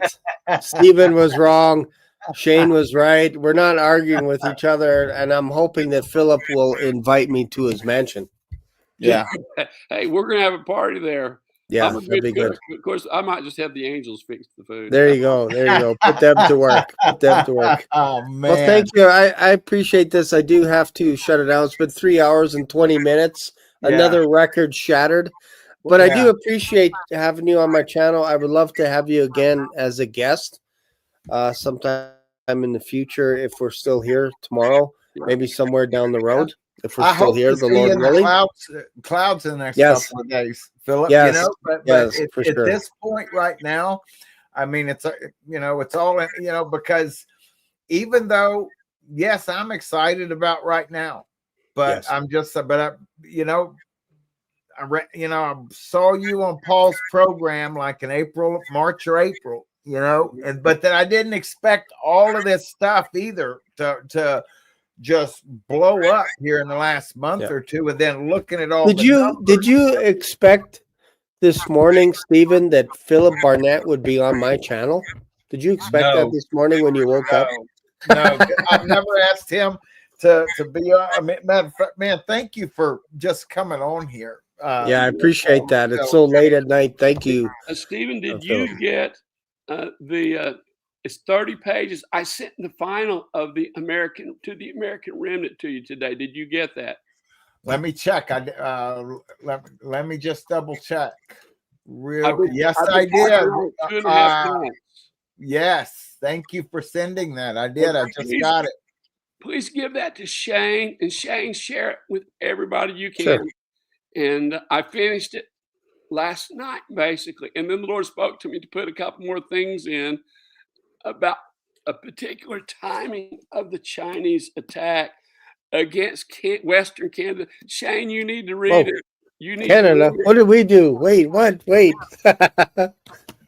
Actually, close to China. Everything that he has said. I'll forward that to you, Shane. Yeah, give it to me, please. Now, so this 30-pager, that's inclusive of the first 12 pages. Well, that night when I preached, it was 19 pages, and now it's 30. And I've got 2 or 3 pages extra that the Lord gave to me on the way back from Florida. Remember, I preached in Houston, and then I had to go to Florida. My daughter won national championship for art for the Assembly of God in Florida. She took second place for college students. She took second place for piano and second place for fiber art. And there were 22,000 people. There were thousands of entries, and she took first place in one category and second place in 2. And last year she took first place in small human video. And so my kids are smart like my wife, but they don't. Wow. That's funny. That's awesome. That's cool. Well, it's a Wow. pleasure. You read that, and the very end of that. Yeah, send that to me, talks about Stephen. Western Canada. Read that. The end of it talks about Okay. Canada. Read that, and I'll come back on. I've got to be school early in the morning. I've got classes all day. I have to teach. Sure. But you'll Yeah, come back I'll on read with it. us, huh? Do what, Steve? But you'll come back on with us. Sure. Awesome. Okay. All right, sir. Well, you have a good night. Thank you. I appreciate you being on there, on here. And also, Steve, the that message that night, I think I mentioned when I first came on, has been it's been combined to like an hour and 10 minutes, and it was translated into Russian, and we've had 100,000 views this week. That's amazing. Yeah. So Those God bless you. Russians- guys. Have a Okay, good night. that's so it just hit 100,000 views on Mike Harris Media. No, it's translated into Russian from people up in Ohio. Oh, because it's the people, it's the Russians and Ukrainians. See, he is huge, Shane. Over world leaders would seek his advice, his counsel. Oh, wow. when he was in. I'd love to have a discussion about Ukraine. I think that would be great. Talk about Ukraine Well, God sometime in the bless you future. guys. I've got class early. I got to get to bed. Okay. Love you Have a guys. good night. Okay, all right. Thank you, Good night. sir. Bye-bye. See ya. That was fun. Thank you for setting that up there. I'm shocked, man. I mean, that was so. I'm just that's what's plagued me, and then I do get caught up, and you know what? I'm going to continue getting caught up because I'm enjoying it. Yeah, and I'm going to ride the roller coaster. All right. Yeah, but for you sure. know what? Sure. There is Philip Barnett, and if you knew all of the history, you know what I'm saying? And because, whenever I spent hours and hours and going back and all of his stuff, and that's why we haven't I didn't get a chance to ask you about that 200-foot tsunami. We gotta, if we're still here. Yeah. This almost was a little disillusion. It's going to disillusion my hype for, you just had to do that to me, Shane. You did. I didn't do that. You started. You said, "Hey, we should have Philip Barnett on," but that was good. I know. It's Homeward good, Bound. I'm inspired. Like either way, like I have so much of the Bible to try and memorize. That's how I kind of get laser focused. I need to know verses like Isaiah 17, Jeremiah 49, Ezekiel 38, 39. Like there's so much studying between now and the day that the Lord comes back for us. Because he's going to have, his word is eternal, and he's going to have jobs for us to do. Yeah. Judging angels and all this kind of stuff. And if we're not taking time to do things like for the little things like reading, how's he going to put us in charge of all these giant cities and all kinds of stuff? Like, yeah, you know what I mean? So it's all perspective. Like this guy, right? I've seen this AD 2033 before, and he says, FYI, Joshua from South Africa has a false gospel. I hear. I've heard some of this stuff. Like he believes in reincarnation and all this kind of stuff. That so I don't want to. No, that was a different guy. No, there was different Joshua. Two Joshuas with the twins. It was with the twins. I know, but there was another guy that looks like Joshua that said he believed in reincarnation, and because I thought he said that too. Yeah, but that was not the same guy. Different Joshua, because he just talked about the rapture being on the 23rd and 24th, and then he said, "I also believe in reincarnation." And then the two twins are like, "What?" That was not Joshua that you're talking about. He was in a Hawaiian shirt, the one you're talking about. How many Joshuas are there talking to the twins about the rapture? I don't know if that other guy's name was Joshua, but I know I heard a guy that looks like Joshua Yep. And he was saying he believes in reincarnation. Yeah, and I thought that was our rapture guy. You're saying it's not. No, Okay. that I'll guy, look it up and again. I don't know what his name was. Okay, I don't know, but I do. Initially, I thought, because here in the last couple of days, I looked, whoa, man, Yeah. he believes in reincarnation. Yeah, because And I was thought, watching a clip, an interview, and the twins are asking him a question, and he's like, "You probably want to know about the 23rd and 24th and how that all came about and stuff." And because it was just like yesterday, I think it was yesterday or day before, like it just dropped the interview, and then he started saying it, and then maybe I got it mixed up too now. It could be. Because I watched a few of his videos. I know I saw that guy, but if you said the interview dropped in the last day or two on the twins, and if it's the same guy that's got the Hawaiian shirt and he's not, in the suit thing, He sounds kind of French. Sounds like a French accent. Sounds South African, just like Josh. Because Josh, the guy that I watched, kind of seems like he has a bit of a French accent to him. A little bit French, because they had a little bit of a different. French. Yes, the one that believed in reincarnation. Yeah. Okay, I'll rewatch those. If you and find then maybe Joshua, I'll do this Joshua saying he believes in reincarnation, I want to know about that. But I know that I watched one, and then I went back and that I can't. I think you're right. Like I can't see Jason K and all Medic for Christ and all these guys having a guy that believes in reincarnation on their show, because you have to almost toss that aside. Like you really do. Yeah. Right. So I'll go look it up. I'll do my due diligence. I don't want to create rumors and that, but I could have swore I heard him say it. But okay, well let's go in. I could be wrong. I could be wrong. Yeah. But I want to get. Do you need a different email for me to send? Because I can forward you this, or do you want me to just send it to the pod request one, or do you want to? No, just send it to pod request. That's fine. That's fine. All right, hold on a sec. Well, okay, well, if you want to go ahead and close out the show, and then we'll talk a minute in the back. Yeah, for sure. Thank you, brother. Love you guys, and I'm fixing to crank up. And you know what? We're gonna jam, and like this one didn't happen. We're gonna jam like it's 1984. All right, there you go. All right, okay, thanks, brother. Okay, so that was fun. We went. That's got to be like a record 3 hours and 31 minutes, but we had a fun time. It went by pretty quick. Go jam with Steven, Mission for Christ. He's gonna go hard another 18 or 24 hours maybe, or something like that. Who knows?